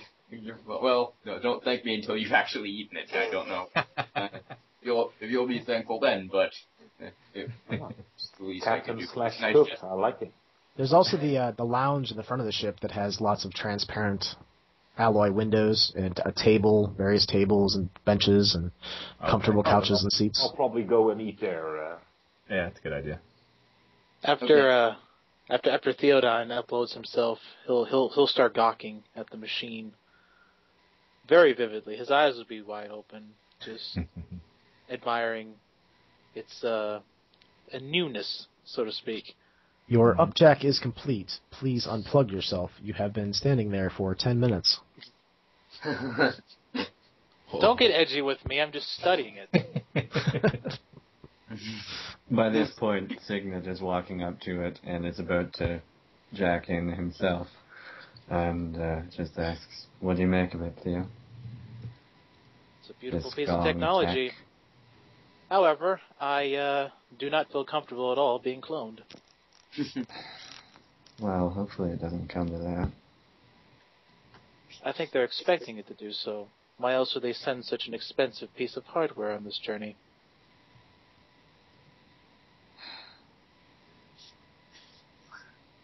I don't have your answers, man. Well, I do. I don't plan on dying anytime soon. And that's a fact. And with that, he'll walk down to the kitchen, where he'll grab the food, and he'll say thank you to the captain for it, and then he'll head right off to his room. There's one thing that Bryce notices before he leaves. There's a small little metallic, sort of embossed stamp on the bottom right corner of it that says Tyrell Corporation. Okay. Do I have access to any information on that? You can think, and with the speed of thought, you can access the data net, and you have a fancy, well-designed site talking about Tyrell Corporation and how it's good for humanity. Okay, and this is obviously a Ganjin site. Yes, it's a Ganjin company. Okay. I guess I will bookmark that for later reading. Okay. After, allowing it to steal my essence or whatever it's doing. Okay, so everyone is hanging out in the lounge at this point, except for Zixon, who is in the pilot's chair, and Genu, the grunt. He is still powered down in the cargo bay. Yes, because he's creepy and needs to be quiet. So the smells of traditional Ganjin food that isn't prepared very well are wafting into your nose. How does it taste? Oh, how does it taste? I mean, It's good. It's modest, but it's good. It's better than prison food. Theodine will proceed to walk back into the kitchen, where he will grab various hot sauces. and start slapping a little bit on the top of him. And he'll head back in to his room. Oh, I try to keep a straight face when you're doing that. Just like, apparently he really doesn't like people. I call after Theo, and I say, Theo, you aren't going to stay and join us? I will lean a hesitant head inward into the kitchen. Well, there's no real reason for me to be here. Also, I think it's best if I stay in my quarters. It's the closest to the engine room. And after all, this ship is, well, I wouldn't say it's a bad ship, but I would rather feel safer knowing that I will be close enough to be the first response, so to speak, to any new upcoming developments that may occur. Some of the food, whenever that disturbance happened, lifted off your plates and landed back down like an inch or two away from your edge of your plate. Like those disturbances. Perhaps you're right. Excellent. Wow. I will head right back down to the engine room, and I will look back up and I'll say, Pon, please run a systems diagnostic of the engine. And all of the systems connected to the components of gravity propulsion, please. I am reporting a strange occurrence. What is this occurrence? Please analyze. You had closed the door on your exit, and it has now opened without my control. Engine Analyze. seems fine. Strange anomaly. Examine anomaly. No crew was present when changes were made. What changes? Look down 3 meters and 2 to the right. Theo will do just that. Changes were made there. Can you be more specific? Can't you see with your eyes? I can only tell that a change was made, not its ramifications. Okay. Theodan will look down. He'll peel back the panel. I'll look inside. Oh. Okay. And he'll slowly back up. You did not make those changes. No, I did not make those changes. Zixon and Genu didn't make those changes either. And I am not physical. Duly noted.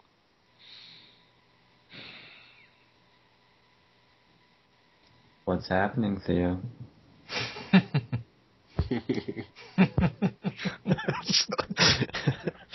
I will look around and I will try to see where I can find you.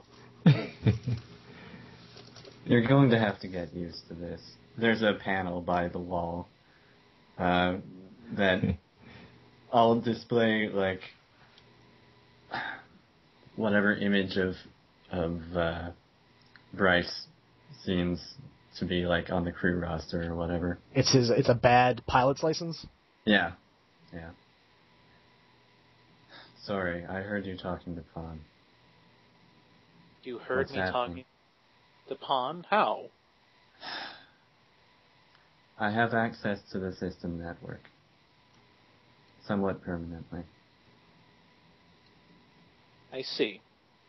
I'll tell you the story later. Just, let's cut to the chase. Is it something we need to worry about immediately? I say it is. These Okay. changes that have been applied are now affecting the gravity plating on the entire ship. If we don't do something soon, and by we, I mean me, we could face some unpleasant situations. Right. I have to replace the entire gravimetric field generator. That means the ship will need to be shut down, and we'll need to stay in essence, floating around without any power for an hour or so. Well, at least we'll still keep drifting towards our frightening destination. Yes, but that's the other part. We need to ensure that we're drifting in the right direction. If we drift too close to any stray planetoid, we can get caught in its gravitational field and get thrust onto its surface. It's very important that those calculations be maintained at all times. Someone's going to need to be piloting the helm. And I don't quite trust the machine at the helm. Piloting the helm with no engine power. How useful do you reckon that will be? You have thrusters, small, tiny thrusters on the outside of the ship that allow you to make minute adjustments. Those will be just enough to keep you on the right track. Okay, thank you, Theo. I wasn't aware of the full spec. Is there anything that you need me to do to assist? Well, if you could cut down on references to mortality, that could affect the crew morale in a positive way. Morale. I was not programmed with that word. You know how you feel? I know how you feel. Okay, yeah, that... there was a mental shiver there. You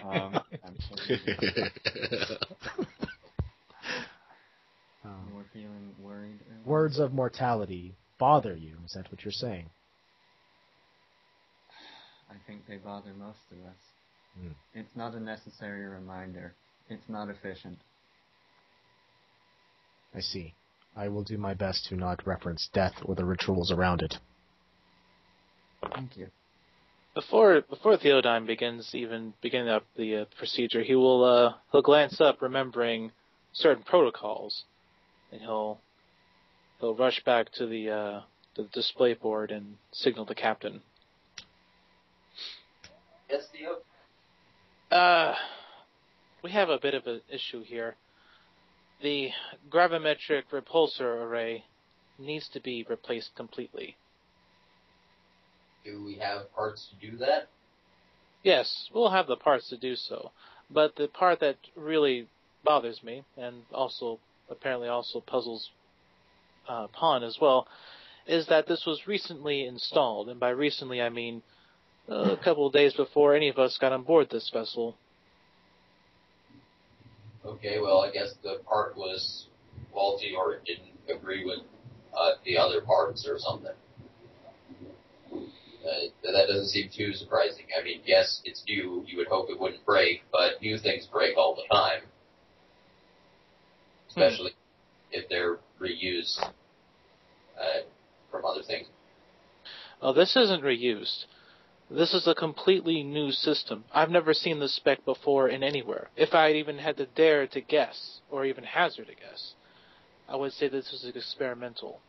Yeah, well then, it's an experimental one that has problems. They're using us as guinea pigs again, just like with the cloning machine. I see. Well, just thought to let you know. Yeah. Any issues with replacing it that you need to make people aware of? Like, we won't have gravity for the time? That will be the first thing. We won't have any gravity, and we will need to maintain our course. And we'll also need to be aware of any stray planetoids or any other objects that are strong enough to exert a gravitational force on this ship. If we're so unlucky as to be straying off our course within the amount of time it will take for me to do so, we might end up veering off into a planetoid and crashing into its surface. All we have are the small jets on its side to keep us stable. Okay. Will the robot be able to deal with this? I would assume that the robot would, but given the behavior of the AI on the ship, I am left feeling a little less comforted by that fact. I am not the one steering the vessel. I was not programmed with piloting ability. That is Zixon's domain. Yes, well, so Zixon can keep us from crashing. And I will activate the PA thing into the SIG. Attention crew, we need to replace the gravity generator, which means we'll go for about an hour without gravity, and just have to hope that our robot pilot can keep us from crashing into a planet.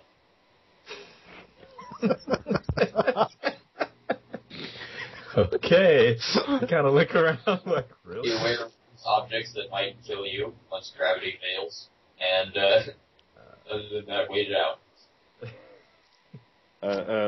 Wait, when is this gonna happen? Any minute now.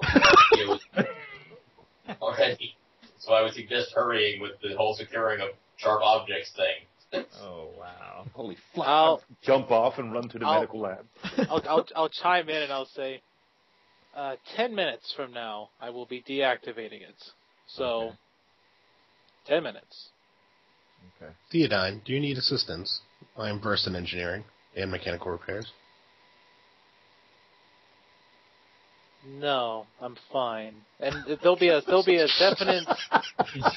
definite tone of his voice when he says that too. It's like, I'm fine. Thank you. Well, if you need help, please, just let me know. Don't worry, I will. This is Zixon speaking. Captain, there are...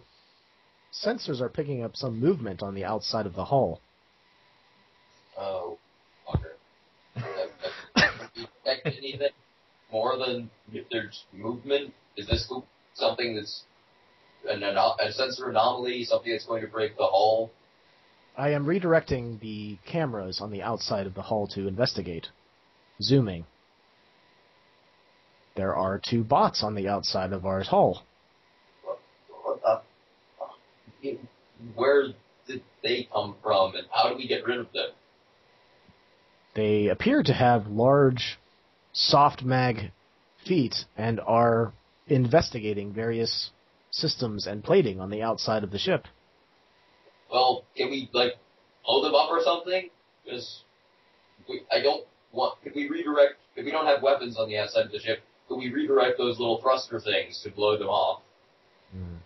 I am sorry, Captain. The thrusters do not reach them, and if I directed our external weaponry on our own hull, I do not recommend that at all, sir. No, we don't want to blow holes in ourselves, but... They do not appear to be damaging anything, however. Yes, well, I don't want anyone knowing about our ship, because they could be reconnaissance from pirates or something, and they learn about, they don't hurt us, but they learn about us, then they report back to their masters, who then come and kill us. I am redirecting the image to all available monitors on the ship, and you'll see a blue light kind of turn on, various monitors in the hallway, and you'll see these small little, they look like a football cone type top, and they have various small tendril arms that come out from the sides, and they're walking on 2 human-looking feet, but they're big and bulky, and they seem like they have magnets in them that they're picking up and moving. They move very slow, but they seem like they are attached firmly to the ship. Like every time they put their foot down, there's no movement. The soft mags in their boots are keeping them locked in place. I will activate the ship-wide intercom thing again. It appears we have hitchhikers. Anyone with advice as to this situation and how to resolve it should chime in. Is it human tech? If everyone's looking at the screens, looking at it, yeah. They look like they're Maverick in origin. They look like they've been cobbled together. The Mavericks probably tilt their head a little bit, and they think that they're made out of Juggernaut Earther tank parts. And Did you also anyone try communicating with them? Zixon says negative. Do they seem to be emitting any sort of network signal, or are they closed? They are closed. I mean, can we pick up any communications from them to another site? They appear to be communicating to one another. Okay. Is it interpretable? Redirecting audio feed.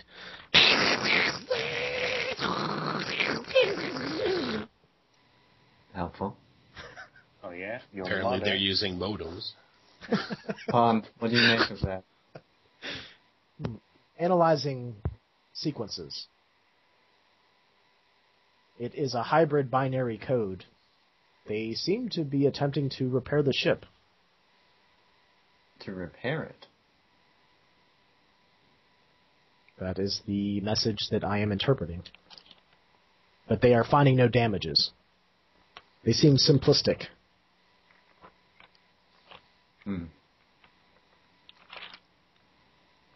Well, perhaps we should look over our logs more closely. Is there any record of this being part of the allocated gear for this expedition? Scanning available data and cam recordings prior to launch. Estimated time for answer, 2 hours. I will help. Estimated time, 1 hour.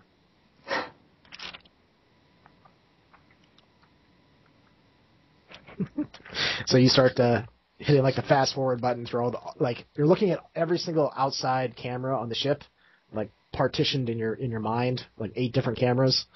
They're all getting fast forwarded at the same time. Beautiful. I am able to give you their names. Fred and Melba. Classy. Oh, better than Selma and Louise. Or Tomax and Zama. Yeah. How did you get their names? They are using them in the binary hybrid language. So we're close to cracking it. I can understand 1/15 of the words said. So hopefully those are their names. They are not transmitting to other locations, but directly to one another. It seems that they can only communicate with one another. Strange.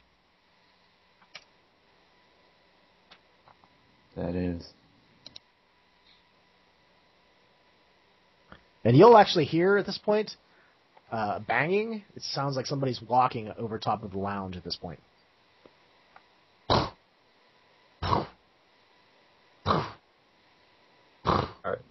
Is there any way to secure ourselves in the lounge? Like basically any kind of seatbelts or straps or anything located on any of the benches or seats or chairs in here? All the benches and chairs seem like they're bolted to the floor underneath the carpet. Okay. But there are no seatbelts.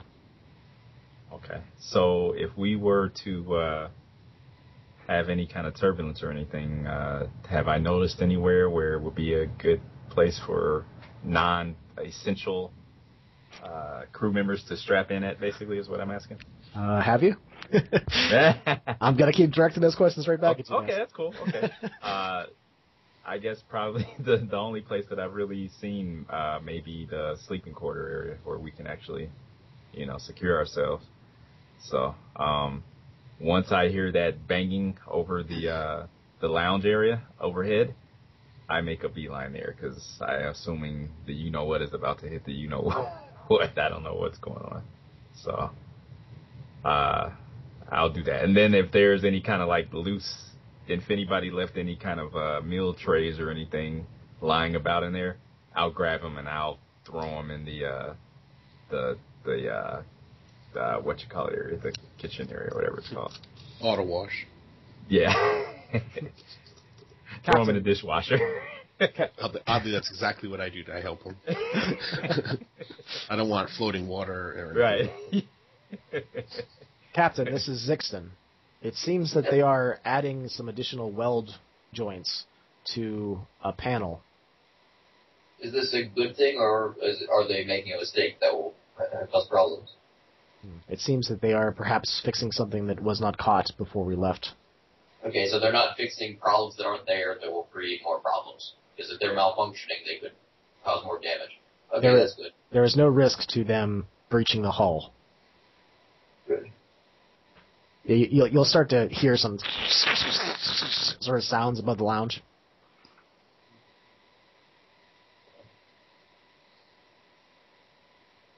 Yeah. Well, I will head to whatever my sort of command and control center is. Okay. Guess that would be on the bridge. Yes, that would probably be on the bridge. So and you could actually see them because you're on top of the ship looking down on the surface.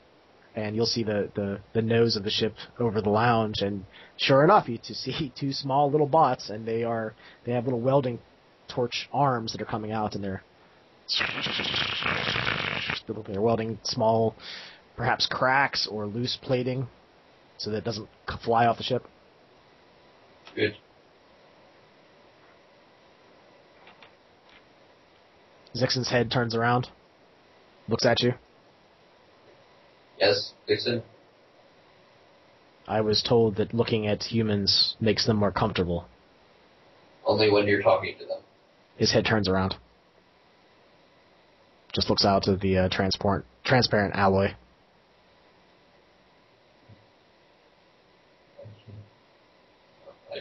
I watch. I'm more comfortable at this point, but I'm still just watching to make sure they don't do something wrong. Off in the distance, you're starting to see blue light that seems like it's being filtered through the asteroid belt.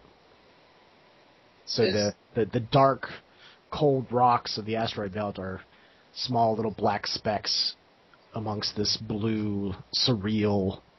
It just looks like the universe is bleeding or something and just dispersing into the void. So I can see the rip now. It's at the far edge of sight. Okay. And at this point, I will hit the intercom and say, "Gravity will be off now." I completely forgotten about that, so I just whoa. Did I get all my blood samples? It's safe. Yeah, you were down there long enough, and I believe LV 426 was there helping you. So yes, you don't have blood splattered vials anywhere, so that's good. Excellent. Or broken glass floating around. It's 0 Gs. You'll then see me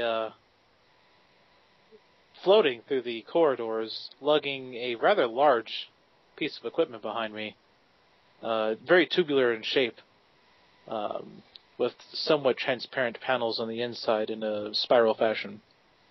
And I'll just be pulling it straight down to the cargo bay. Is that the duplicator? He'll stop and stop it in mid-flight. That's what? What's that? This is the gravity well generator. Oh. All right. Just continue floating on. And then afterwards, after a short time, I will come back with a new one. This one looking a little bit different, a little bit more rustic, actually kind of matching the actual theme of the ship a little bit this time. And I will then head straight on back, floating through with much speed.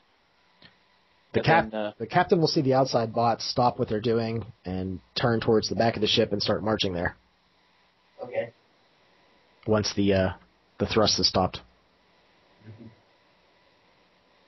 Oh, Theo, you might want to hurry. I think our little hitchhiker friends think that the lack of gravity is a problem that they need to fix. So you might want to fix it yourself before they get to that area of the ship. Don't worry. I've done this 100 times. Just aware. Phil, why don't you go ahead and make me a roll, an engineering roll. You can use, I don't know, intelligence plus engineering, or if you think it's a more dexterous thing, you can use dexterity. Okay. I will use my intelligence plus my engineering. And, yep.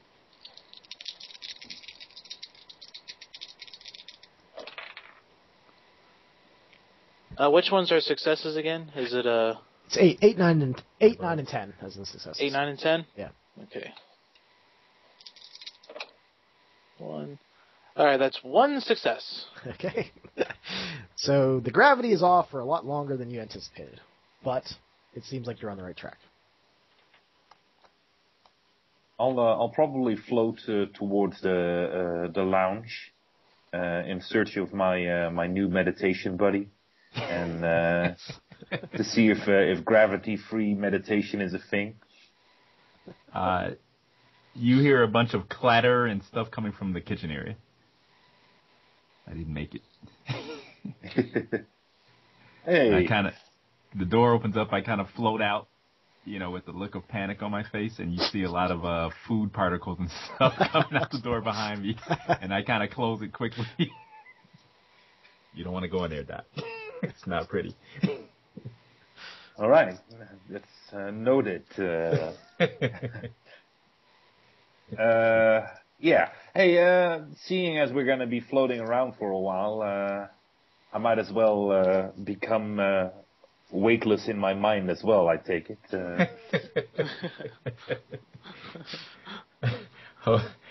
Okay, this is not how I usually, do the meditation, but that's fine. Oh, really? Is it harder without gravity or? Well, I don't know. That's a good question, actually. Usually,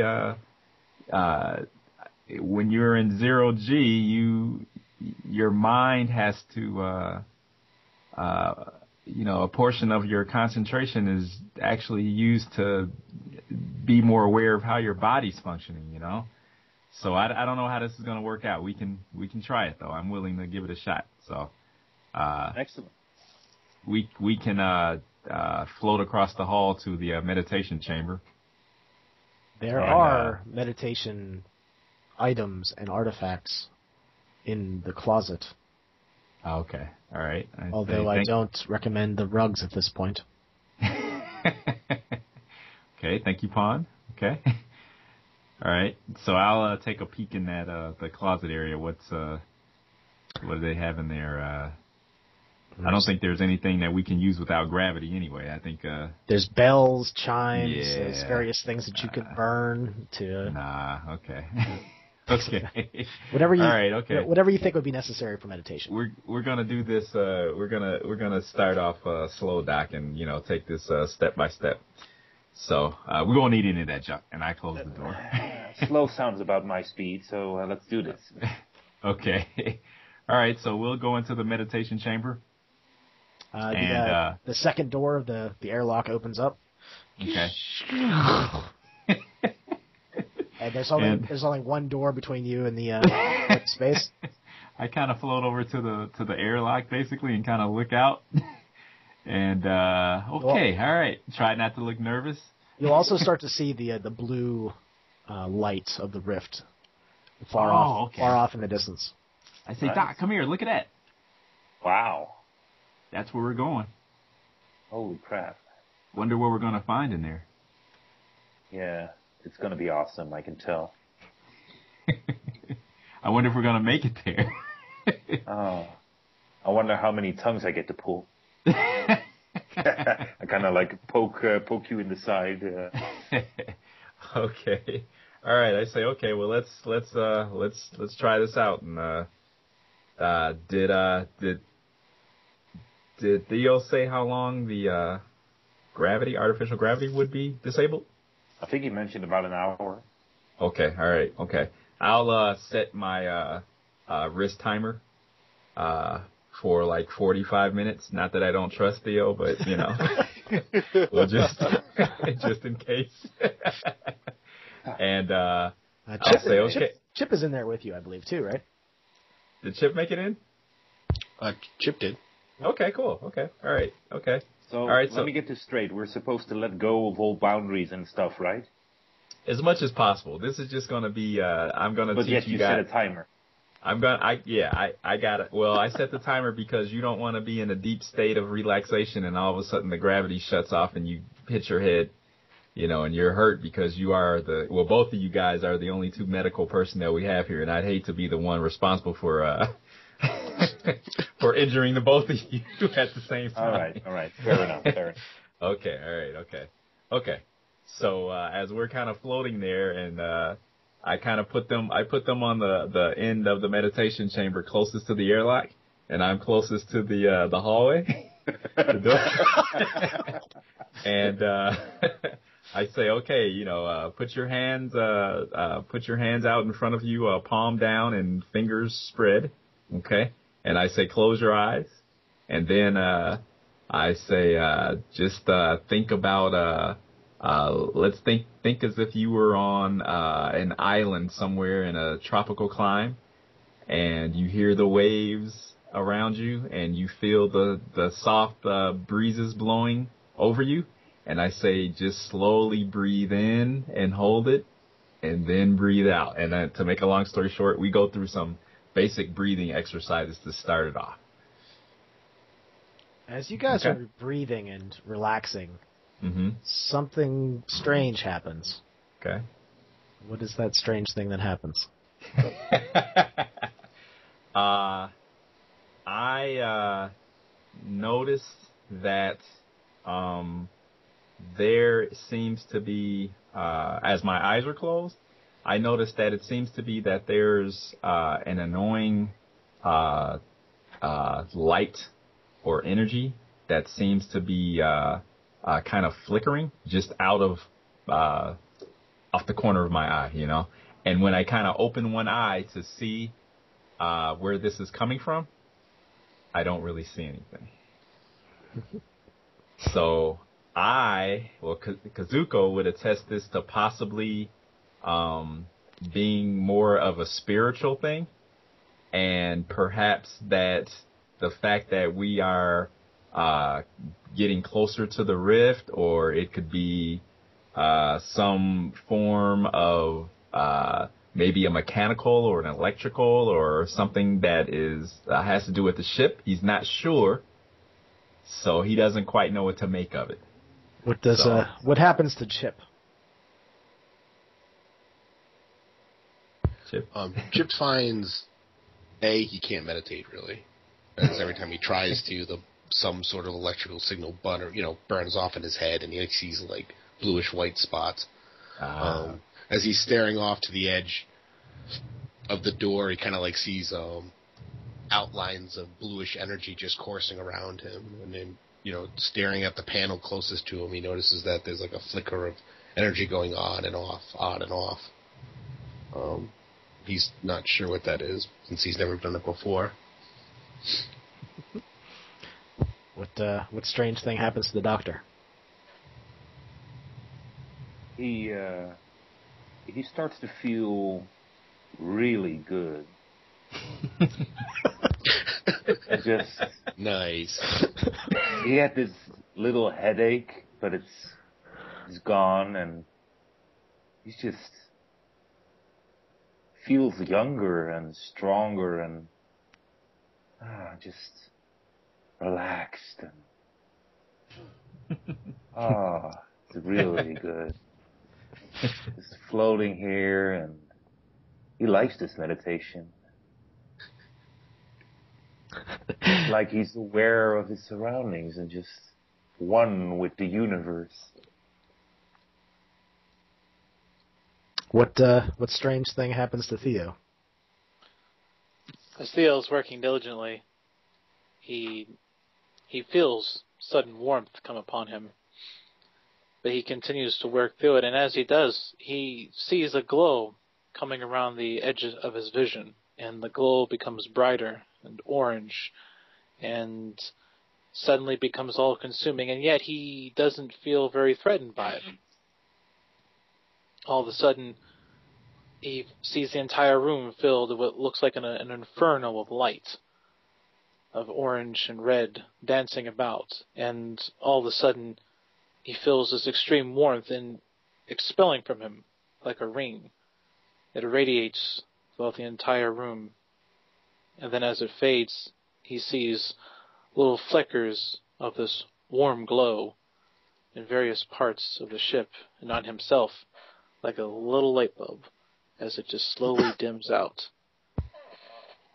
And he kind of pauses in a very strange contemplation as to what exactly just happened. As the captain is taking in the blue of the rift and the dark specks of the asteroids between him and it, what happens to him? I get really, all of a sudden I get really cold, somehow I just walked from where I was, which was a perfectly comfortable temperature, into, sub-zero without putting on protective stuff. And so I just, flush myself and collapse to the ground and start shivering and teeth chattering like crazy. And then after 5-10 seconds of that, it goes away and I don't care.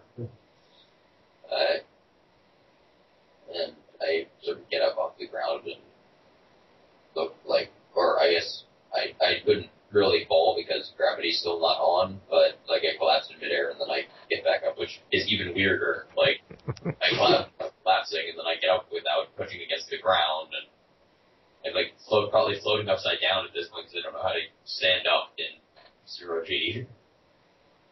But, and Bryce, where are you at the moment? Right now, Bryce is in the lounge with his eyes closed, just sort of trying to shut off what's happening in his surroundings so he can focus on the security footage that he's sifting through with Pawn. But he's starting to sort of get this... well, first of all, he's been focused on this footage for so long that he's just kind of building a mental map of the ship in his head, what the footage is depicting. But he's starting to get this weird, like, it's as though a firework is fizzling out next to him in the room, but fizzling out with the frequency of like a fluorescent bulb. Not fizzling out so much as fizzling in, I guess. And then another one appears, and then another one. And some are stronger, some are weaker. He can almost kind of triangulate them to positions in space, but it doesn't make sense. So he opens his eyes and looks at where he is, and they seem to be like fixed points. Not that he can see, but that he can somehow twig to. And there are 3 that are towards the airlock, 1 towards engineering, 1 on the bridge. And he's kind of freaking out, trying to figure out what is going on. Inside all of your inner ears, you hear this strange, low, humming noise.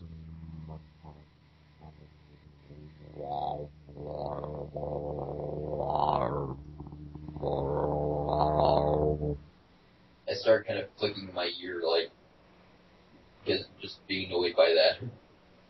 Like, gosh. That strange tingling sensation, not the jacking into the 3D machine, but the other feeling, that the other tingle, seems to increase. Okay. Is there something abnormal happening with the systems, Pawn? I'm getting... No, this doesn't even feel like digital disturbance. What? Is it normal? What's happening? I am detecting no strange anomalies. All systems seem fine, other than the gravity drive being turned off. Keep looking through the footage. At this point, you'll see an old, grizzled-looking man who has various cybernetic parts. He has cybernetic legs, cybernetic eyes, and it looks like half of his face was removed and replaced with like a skull cap. But he came to the outside of the ship, and it looks like he took the 2 little bots out of a crate that he was carrying behind him.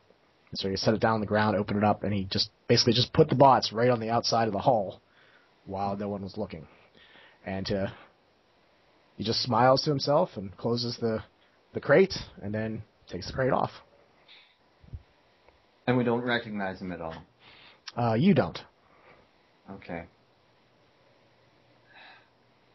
Can we put this on all the vid screens? Yes, I can do that. All the screens and monitors will light up. And Phil, you actually recognize this man. Who do you think he is? He looks like a friend. A friend or family member, something like that?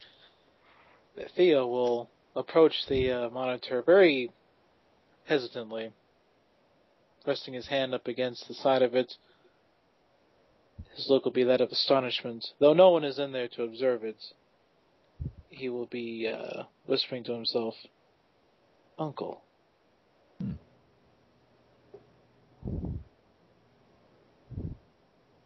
Then a smile will wash over his face. And he'll get right back to work even faster. It's almost like a new spring in his step. So the timer on your watch starts to beep. Seems like Okay. 45 minutes have passed. Okay. All right. So I open my eyes and I say, "Okay, what do you guys think? Good, huh?" Nothing? No reaction? No, nothing? I think. Are you guys muted, John and Rohir? Oh, yeah, I was muted. Sorry. Okay. All right. Oh, no, I'm just talking away. Blah, Okay. blah, blah. What an idiot. Sorry. They fall asleep or what? I'm still very much into the meditation, like. I'm like, why are there lights everywhere? Is that part of it? As the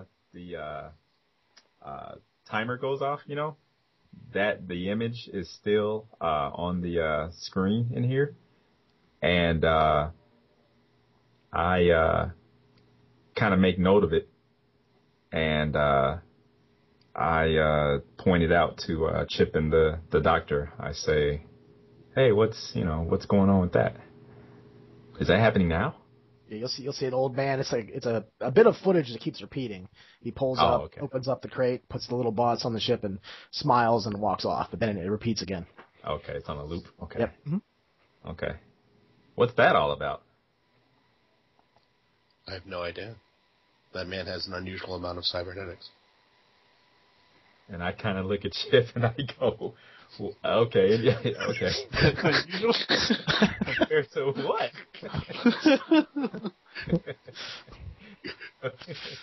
Okay.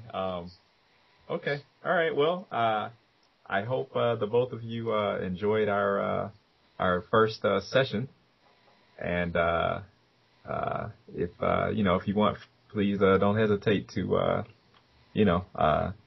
join me in at any other time for meditation. I usually, since there is no sunrise out here, I guess I'll usually just plan it for 500 hours, and we'll just see what happens. All across the ship, all of the monitors shut off and become blank and black. There's no energy coursing through the lines. No power. Wow, this was the best experience ever. Captain, there seems to be another malfunction in the technical systems.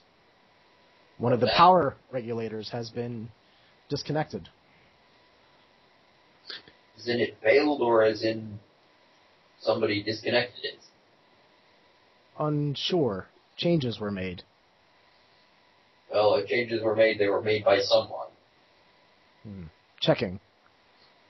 All personnel are elsewhere on the ship. Yes, well, Theo, did you mess with the power? Because somebody did, and Han says none of the crew were there, but I know you were in engineering at least. That might be due to the switching of the generators. Don't worry, it might just be a temporary thing. I'm about ready to put it online now. And as a matter of fact, Theo will just hit the intercom real quick and say, "Gravity will be on in 1 minute." Theo, you are incorrect. What do you This is a completely separate system. mean? Well, where is it exactly? It seems that the power regulator in the crew quarters was used to change the whole system. It is not getting any power at the moment. Not getting any power. Alright, well, as soon as I get the gravity online, I'm going to head down there and check that out. Theodine, this is LV426. Do you need assistance? This is Theo. I will not be acquiring any assistance right now, but thank you for asking. You do know the lights are off. Yeah. The lights are off, it's dark, and there's no gravity.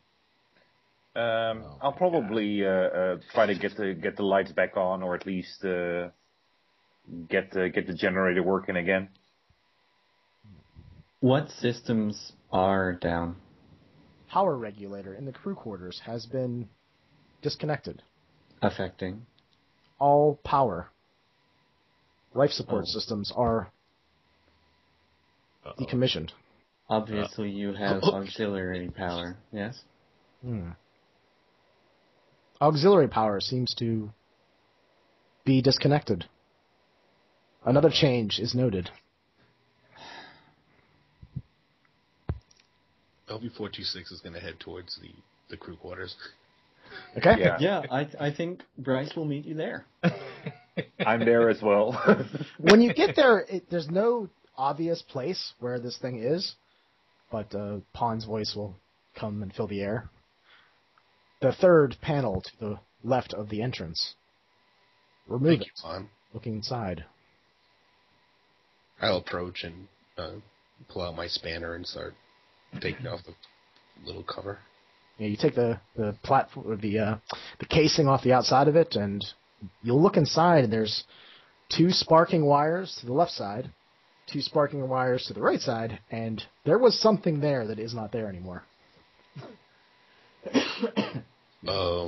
Would I know what was there? Or Yeah, I think she said the power regulator. Oh, the power regulator? Yeah, it's missing, apparently. LV-426 to Theodine. Where do we keep the regulators? Those are kept in the storage bays. Thank you, Theodine. It's also going to be crate 37045. Noted. Thank you very much. Mm-hmm. And I guess I'm going to head down to the storage thing. Oxygen levels will last for 4 more hours before you cannot say. I think they understand. That's awesome. Well, at least she's trying. All right, I'll stay there in the lounge area, just kind of in disbelief. The light of the rift is the only light that's coming through the windows at this point. You know Wow. what's weird? The fact that this thing has gone missing, and when I checked into my logs, one of my injection things have gone missing as well. Something's going on this ship. Is there a saboteur aboard? Well, something seems like it. Do any of you recognize that man we put up on the vid screen? Not I. No. Nope. Well, hopefully he's not aboard. Is there any way that Pawn can detect extra personnel that isn't, that aren't supposed to be here or whatever? Life form or something? You want me to direct the sensors inside the hull of the ship? I look at Bryce and say, "Is that?" If the sensors are powered. This is true. The power has been turned off. So how are you still speaking? I have my own unique power source. Oh, unique. It's fusion powered. Ah. I assume Just we're for all you, not for the ship. like our relay stuff between us because intercom probably wouldn't work if the rest of the power's gone. Yeah, you guys probably have personal comm units. Yeah. Oh, okay. That's kind of what I was picturing. Right? Yeah, that's fine. That's why I was like Theodine, So, does Theodine kick on the grav drive? Yes. Okay. It kicks on. Gravity. Boom. Things fall out of the air. Little. Maybe Fall on the edge because I had gone upside down when I collapsed before. Ow.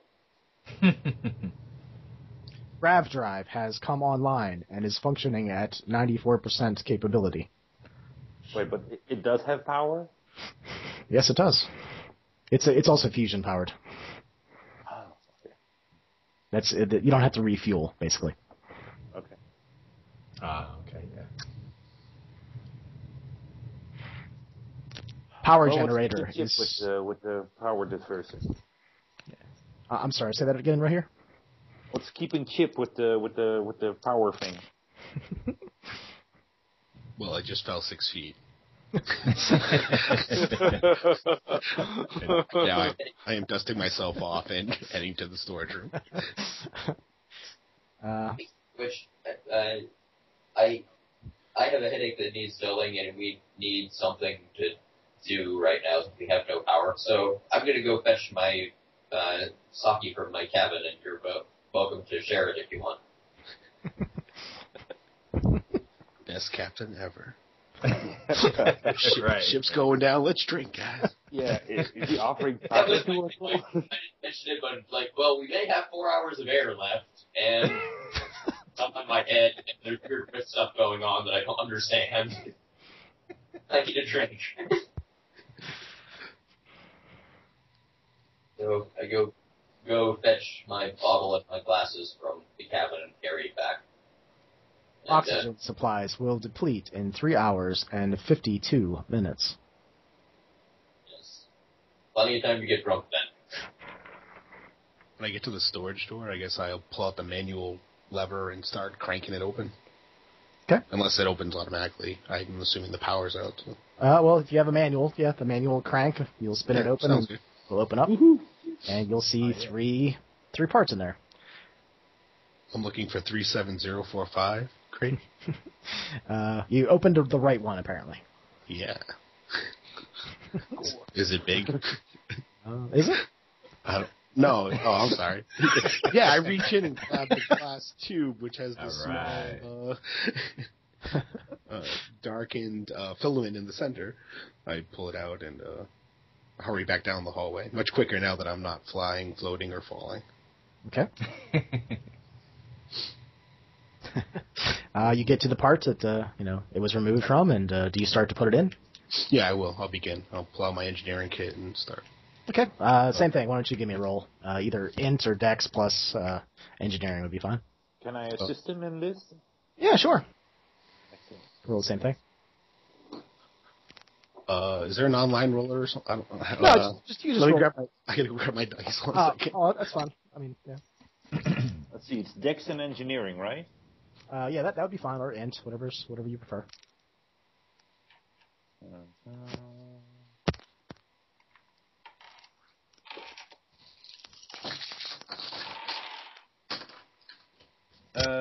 Wow, that's 4 successes. Okay. And it's a 10 again, right? 10 again. Yeah. No, 4 successes. And what am I using? Intelligence and engineering. Intelligence and engineering, or dex plus engineering, whichever you prefer. Well, I also have mechanical repairs. Does that count as my specialty? Yeah. Mm-hmm. You get an extra dice though.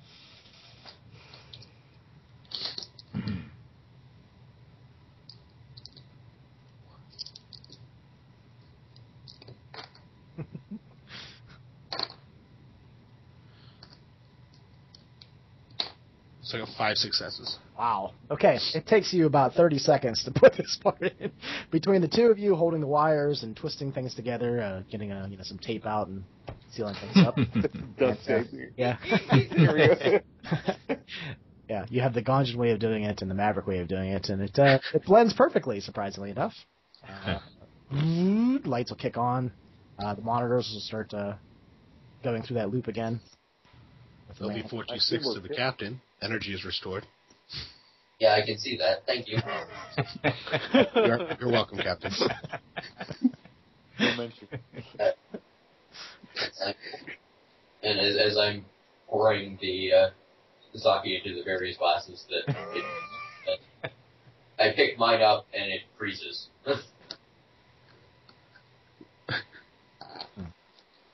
Like, what the hell? I'll probably go and take the captain up on his offer of sake. And Oh, I just brought it back to the lounge because there we go. Oh, it's at the lounge. Awesome. I was leaving the lounge that I was going to get it, and everyone seemed to be okay with joining me. So like, I brought like a tray of glasses in the bottle back to the lounge where we all were. You said that your glass has a layer of frost on it now. Yeah, probably the bottle too. I was thinking. Okay. I was thinking it might be, depending on how powerful my thing is, I might freeze it solid, and I don't want to destroy my bottle. But if it doesn't destroy the object, then it would have affected the first liquid thing I touched. Okay. The bottle. Captain, sake should be served warm. I know. What the hell? This fucking rift. When I was floating around, I was suddenly really cold, and then it went away, and now everything I touch freezes. What? Or the liquid, Perhaps we should bring you into the medical bay and investigate. Yes, absolutely. Uh-oh, you're in trouble now. Stick out your tongue. Come with us. Okay. That low humming noise returns to your inner ear. And then it fades away. With all of us? Yep. Mm-hmm. Oh, really? Kind of like stick my finger in my ear and kind of wiggle it like. Pon, is there something wrong with the ship? It seems to be vibrating it unusually. So you're hearing it too, then? Scanners report nothing. It Are you hallucinating? is possible. We may be all suffering from some sort of space dementia. Cabin fever. I've seen space dementia. It's much worse than this. It could be a side effect of you freezing everything. We won't know till we get you back to the lab. Or it could be a side effect of whatever was causing me to freeze everything, which seems more likely. That appears to be your fingers. Yes, well, at least it doesn't work on me, because I stuck my fingers in my ear, too, and I can still hear you. Interesting. Oh, good. Where's Theo at this point? At this point, the lights kick on. Theo will then be going through the ship's computers, doing a thorough diagnostic. You can double check what Pon was saying, and there's a log of when the changes were made, but the locations of the personnel were nowhere near it. Well, I'm also going to be checking to make sure if there's any other systems that don't seem to be affected, and if everything's running optimal at this point. It seems that now everything is working fine.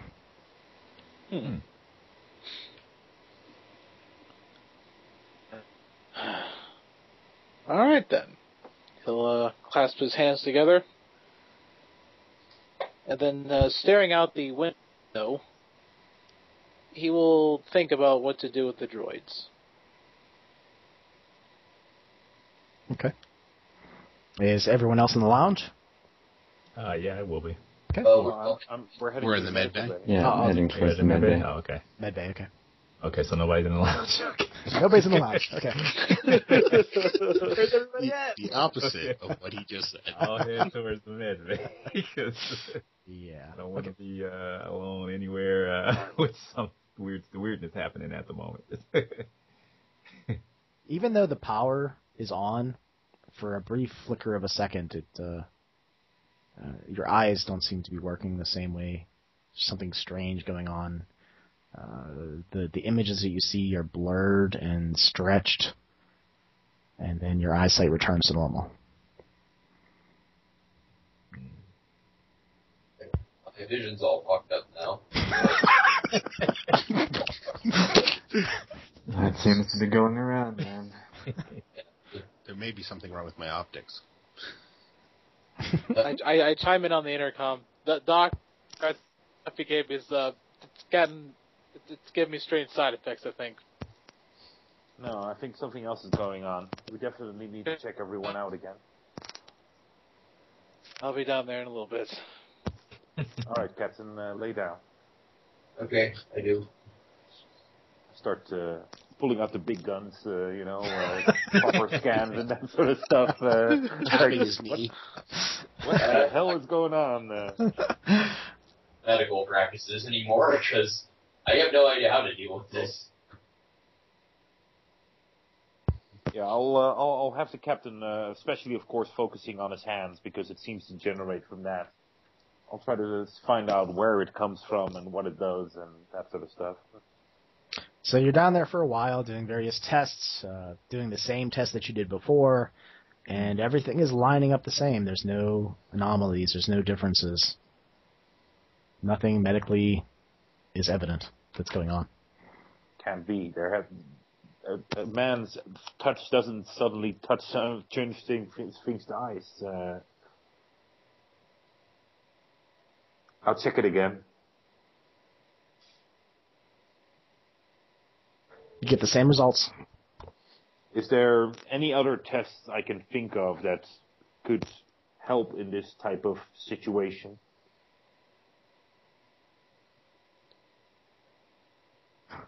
No matter what you come up with, no matter what you try, nothing strange is reported. We do test the cold test on him. Like we place super cold spray on his leg to see if he can actually feel that, or because he said he was immune to his own cold. So what happens in response? What happens in response to that, Alakov? Well, I probably don't. I don't know. The power, it doesn't explicitly say it gives me resistance to cold, but it makes some sense that it would. Maybe like if something literally freezes on me, it still freezes, but I don't notice or care. I could have nitrogen on my leg. The physiological things that were supposed to happen would still happen. I would still freeze. I might even get frostbite. I certainly would be. My leg would be brittle and would break, but I don't care. I don't shiver.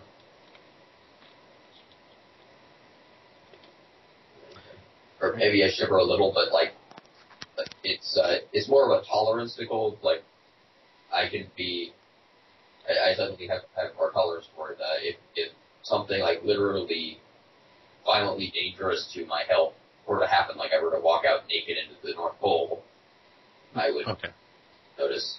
But all right, I've whatever done reaction 3 I have, tests on him. less All severe 3 tests come out absolutely the same.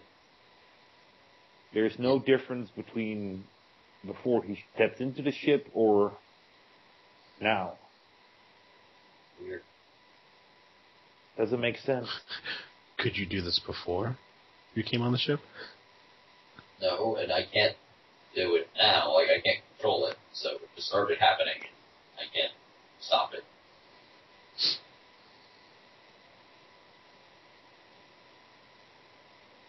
Maybe a micro black hole appeared next to him for a split second, freezing the air.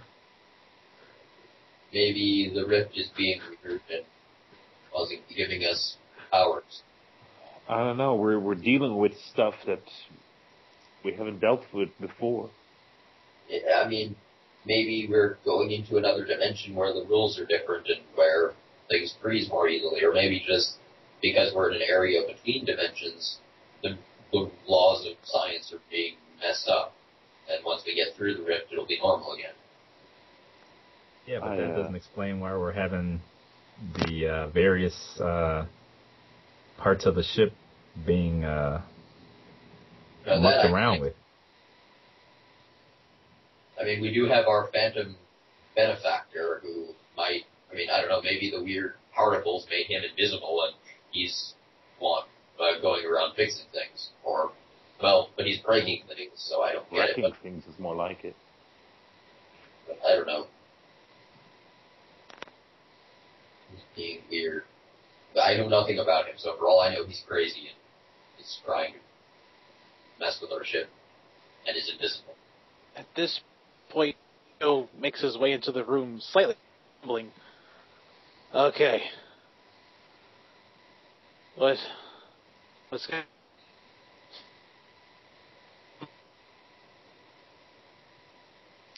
Phil, I think you're cutting out a little bit.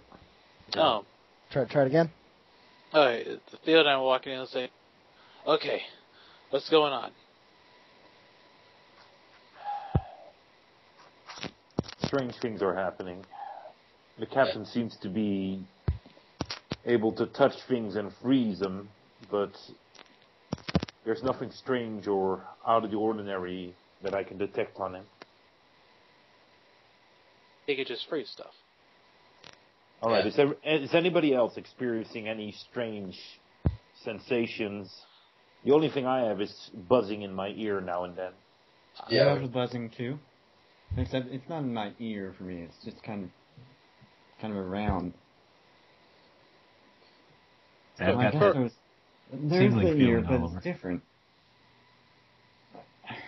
But nobody else is freezing stuff. No, but No. for a brief moment I felt a lot of heat. Heat? Yes, it was as if I could just feel every spot in the room I was in. Everything just seemed to irradiate. It was very brief, but it went away. All right. Couldn't it just be reflections from the rift? No. The rift light was blue. This was red, almost like fire. And everything just seemed to irradiate with it. It just kind of pulsed, and then little tiny spots of warmth All right. I could see. I want to do a test on you as well. Lie down. Okay. Could it be that there's some kind of breach or rupture in the ship that's allowing some type of radiation to leak in? Shouldn't there be alarms for that? Radiation norms are currently fine. You are not being irradiated. It could be possible that the rift itself is emitting some sort of phantom particle that we aren't aware of. New radiation, for example. After all, the sensors are only calibrated to detect only that which we know detectable range of radiation. Why wouldn't That's the sensors true. be calibrated for that stuff? I mean, why? Be calibrated for the unknown.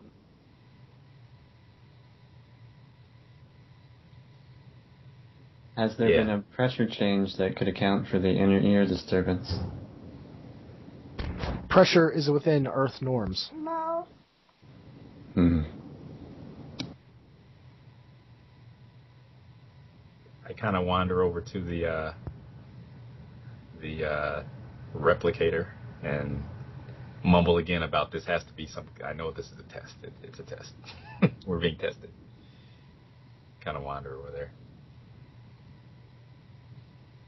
Strange that only the two of you have side effects, and it has to do with both heat and cold. And there's the buzzing. Don't forget about that buzzing. Yours is all in your ear, isn't it? Well, I had a weird vision thing where my vision got all blurry for a second. I think we all experienced that. Yeah. I had that in the hallway just before I came down here. Well, I had that during our meditation session. Thought it was just me. Yeah. It's weird. Well, nothing medical seems to be wrong with the two of you. And you're not burning things by touching them. No, not at all. I could feel it though. I felt at that moment. It's almost as if I was in a really hot room, like an oven almost. But then it quickly faded away.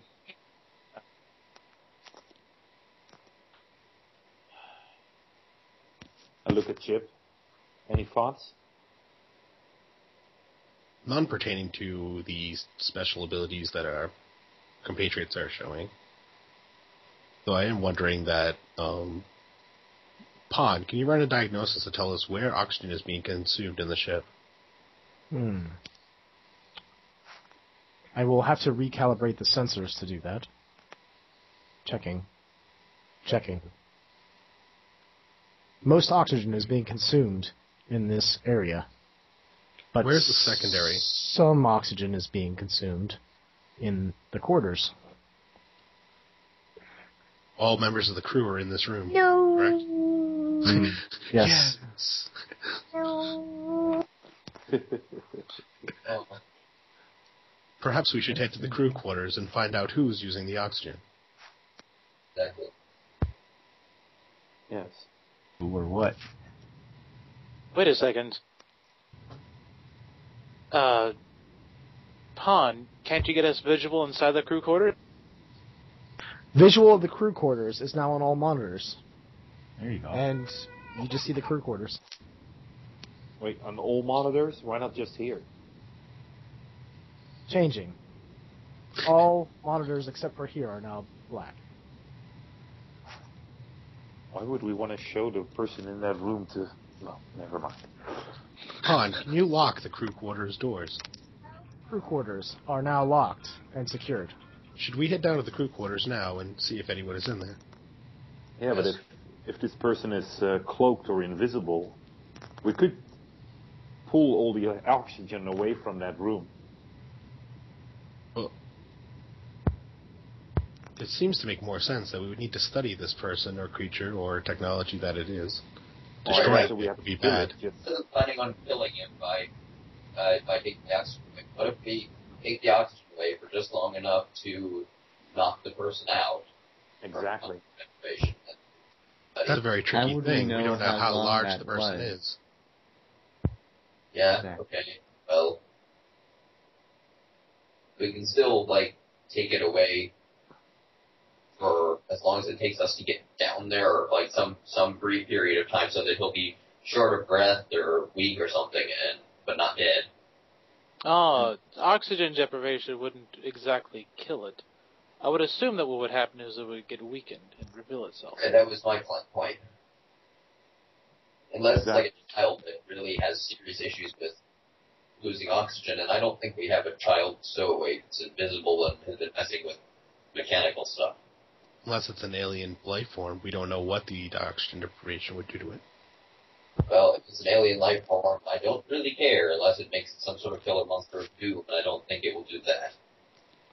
Alien life forms. No one hasn't discovered any alien life as of to date. Right, I don't think they exist in the first place, but even if it does, I don't care what happens to it, really. I grabbed the belt and the holster with my gun in it from my chair and put it around my waist. Yeah, should be armed. Okay, So, sorry. Captain, what do you say? Go ahead. But that we get armed, we go down there and we deal with it. The whole oxygen thing, I would do, but if you don't want to, we cannot do that.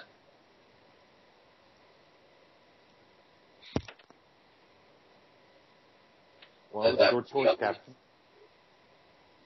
Yeah, but this is a serious thing that could cause death of something, and I don't want any of you to be, have issue with that. Is it? But anyway, I just say once we've already locked it in, so once we get armed up, I will tell Pawn to take the oxygen out. That way it won't be too long to risk killing it, but or whatever. Once we've calculated that it should be a safe time between now and when we will arrive, I will tell her to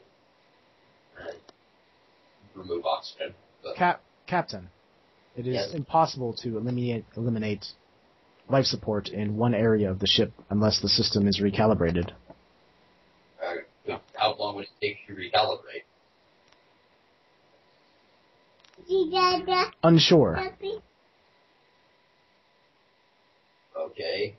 Well, you recalibrated the sensors pretty quick. Checking.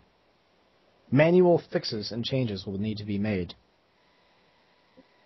Okay, well, I really like this idea of facing a weakened thing, since we don't know if we can even see it, much less how to deal with it or whether our weapons could hurt it or anything. So I'm willing to wait for the manual fixes to happen before we go in there. It's not like you can get out. Which reminds me, Apollo, be aware of keep an eye on the crew quarters and make sure that there are no breaches or changes in that area. Like, that could either signify it getting out or it messing with more mechanical systems. Will do, Captain. To be clear, we don't even know that there's a creature in there. We know oxygen is being consumed. That could be from an open flame, although there's no sign of that. It could be from any number. Flame, see anything, so there has to be something invisible there, and invisible things are scary. Would you like me to check under the bed? Sorry, Captain, that was inappropriate. What I mean is, I keep my rifle under my bed. But I can freeze things with my hands now, so I think we're past the point of absurdity. Permission to go in.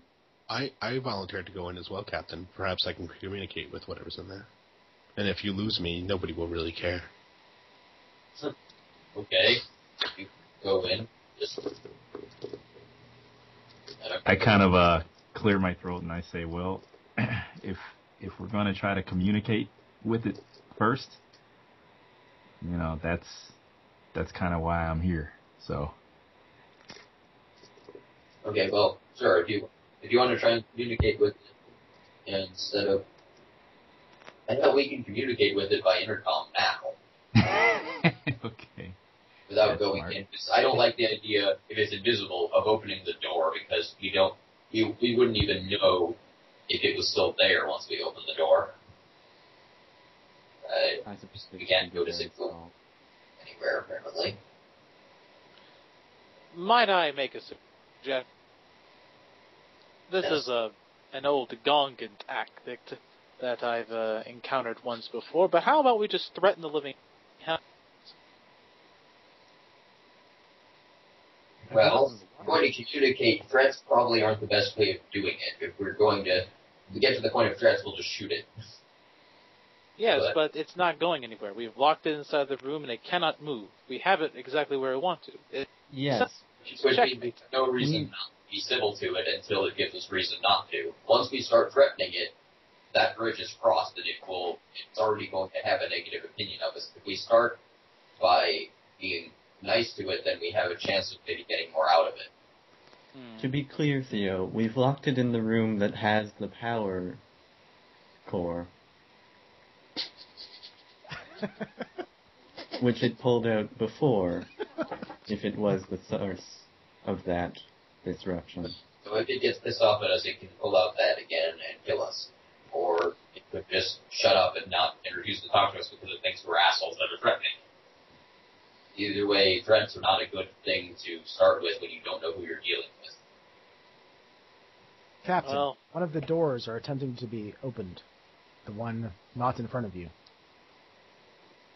Holy fuck. Crew one? Or the crew quarters? I run around to the other door. Maybe we should activate that grunt thing in the loading docks. Yes, send Grunt in. Well, no, not send him in because he might kill it on sight. But bring him here, yes. Con, can you activate Grunt and bring him to this area? I don't think we can spare anyone to go get him. Grunt only responds to voice commands, and not to my own.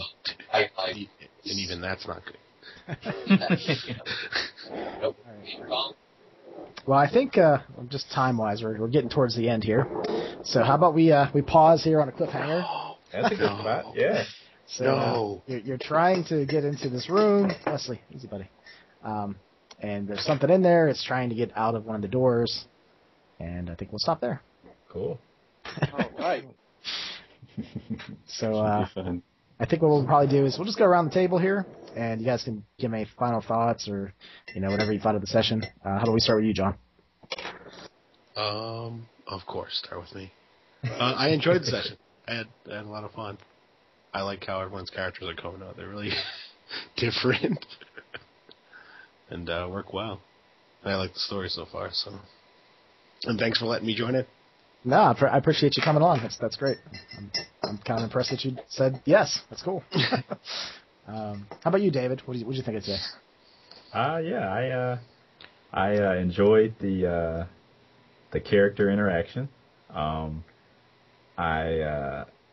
I'm getting a better feel for the narrative freedom that you're giving us, because it did kind of throw me off, I'll admit that, but it's like, okay, that's going to be, I think that'll be really interesting, and likewise, I'm really liking everybody's characters, everybody has their, the personalities are starting to, pop out and everything, which is pretty cool. So I think the character interaction is going to be really good, and I think that with the different personalities of the characters, the way that we are going to approach situations, just like the one we're in now, is going to make things pretty good. It's going to really keep everything very interesting and exciting, I think. So yeah, I'm enjoying it. Yeah, hopefully you guys don't get too annoyed when I say I just bounce your questions right back at you and to make you guys answer them. No, that's fine. Yeah, okay, that's cool. How about you, Alcohol? What do you think about today? I was really surprised immediately that the character does not act like I was expecting, particularly given I'm planning for him to try and get into a diplomatic group. It's like, yeah, you're far too grumpy for that to make any sense, dude. But and at first I thought it was gonna that's him acting that way around Mavericks because that's how he thinks it would come across better to Mavericks just act like that or something. But then he was that way with Taz, so it's like, yeah, that's just how he is. I guess it fits with his I am an iconoclast who doesn't fit into dungeon culture thing. But why he thinks he would at all make a good diplomat, I don't know at this point. Yeah, it's kind of cool to see you guys start to work yourselves into the characters. Okay, how about you, right here? What do you think? Yeah, I loved it. I have to get used to all the high tech thing and stuff because I'm not a huge sci-fi watcher, so it's like, okay, oh yeah, I could probably do that with some technology stuff, but. And also the freedom of you bouncing questions of us back is also different to me, but I like it. It's cool, and I like how all the personalities are starting to show. So yeah, nice. Yeah, I liked all the medical stuff you were doing. I don't know about this. You might want to get this checked. Here, drink this. It'll fix things. Hold his tongue. I'm like, yeah, that was great. I like that. That was awesome. Okay, how about you, Phil? I think this is going to be the beginning of a wonderful set of sessions. I really like all of our characters. We're like the perfect band of misfits. Reminds me of the Island of Forgotten Toys a little bit. Yeah. They're kind of like the societies from our great civilizations, just casting aside us for basically almost what feels like a suicide mission. Yeah. Right. And I really enjoy the narrative freedom. I kind of got over a little bit of my in-game jitters a little bit, and I kind of got more into my role. Good. And last but not least, we have Alex. What do you think? I think that it's going to be really, really cool to see the crew dynamic sort of build and transform. Especially because everyone has different reasons to be suspicious of different people in certain circumstances, and we've all got our own quirks. And there's this also endearing personality of the AI we have on board, which is also terrifying. Yeah, right. Very much so. Yeah, it's just going to be really cool to see how things go. Yeah, I was trying to figure out how much I should interject, and I'll figure out a balance. Does it scare you guys that we have so many AI things doing all the important things? Like we got an AI pilot, Pond controls pretty much everything. We got a robot that can destroy the ship. I could. My character is not having any of it. He's going to want to reform here soon. Well, at least I'm here to keep tabs on those AI, as long as they're not like doing something crazy with my brain while I'm not. Well, yeah, but it's just that this is all, what did you call it, Tim? Not revolutionary, but these are all new... Prototypes. Yeah. So that's what's kind of freaking me out. I'm like, well, Definitely. So what does that mean? I was putting in like stutters and repeating words. Yeah, exactly. Things like that. Oh, come on. I mean, not only are they prototypes, though, but they're also like they're based off of the original Gongan computer system. Mm-hmm. Was it Shoku? Yeah, grandfather. Soshu or something. Shocho. Yeah. Shocho. Yeah. I was hoping, because I just watched the movie Her, that one of them had the voice of Scarlett Johansson, but no such luck. No luck with that one. Yeah, any voice that I would do would be a falsetto, like Monty Python. Hey guys, what do you think? So I just kind of whatever. I just went with it. I don't know. Still might be a love affair going on there. Right? I was definitely expecting to be more respectful of the AIs, but Grunt's just an idiot. I'm a pilot, and Grunt creeps me out too. And the AI person's like, I realize that as a Ganjin, I respect Shoujo, and I respect the founders of the katas, and I respect AI in general. But when an AI starts having an invasive, annoying personality, I realize, I'm kind of big against AIs that can talk, because like this being prototype and being new, I'm used to being respectful to AI that act like AI. This is like you stepped out of your place, even though I'm supposed to, as a Ganjin, like see AI as superior to us because of Shoujo.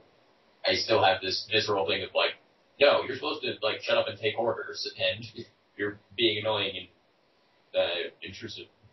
Yeah, I definitely went for that vibe. It worked. Well done, Tim. Yeah, right? Yeah. Well, this is kind of interesting because, like I said, this is me experimenting with that whole narrative freedom thing. So, I was just like, well, what do you guys think? I'm okay with that. And I think most of you got that hint that, okay, this is where the weird, like, Kizun powers are going to kick in a little bit. So I think you guys did that pretty well. What my other one was besides cold, but I can't remember it, so I just dealt with the cold one. That's fine. They manifest whenever they manifest. Just for future, sessions, don't be afraid to just do that on your own. Like, okay, this is when this one's going to kick in, or, I'm walking down the hallway and this weird thing just happened. It flew out of my hand, or I'm seeing a current running through the lines in the walls, that sort of thing. Okay. Just so it's known, though, I'm going to be permanently investing the Kizun points to have mine, like, active all the time. Okay, that's fine. Yeah, the way that works with Kizun points is, like, if it costs a certain amount, you just mark that those are always spent. Okay. And for innate. Innate powers are just always on, and whenever they benefit you, they do. The ones that are... There's other ones that have to be turned on, basically, and you have to spend points each time you use them. Okay. So I guess it's a little bit like psionics in some ways. Yeah. It works. But, Okay. all right, guys. Okay. Any final thoughts or anything? And what do you guys think? Just time to go? Good job, everybody. Really enjoyed it. Looking forward to the next one. Yeah. As far as things go, I'm going to try to run it every week. So with 6 players, if somebody has to do something, we still have, a bunch of people to play. So it should be okay. Cool. All right. I'll see you guys all next week, man. Okay. Guys, enjoy your weekend. Sounds good. Good night, guys. See you guys. Okay. All right. Yep. Y'all have a good one. Thanks, Okay, guys. bye. Bye.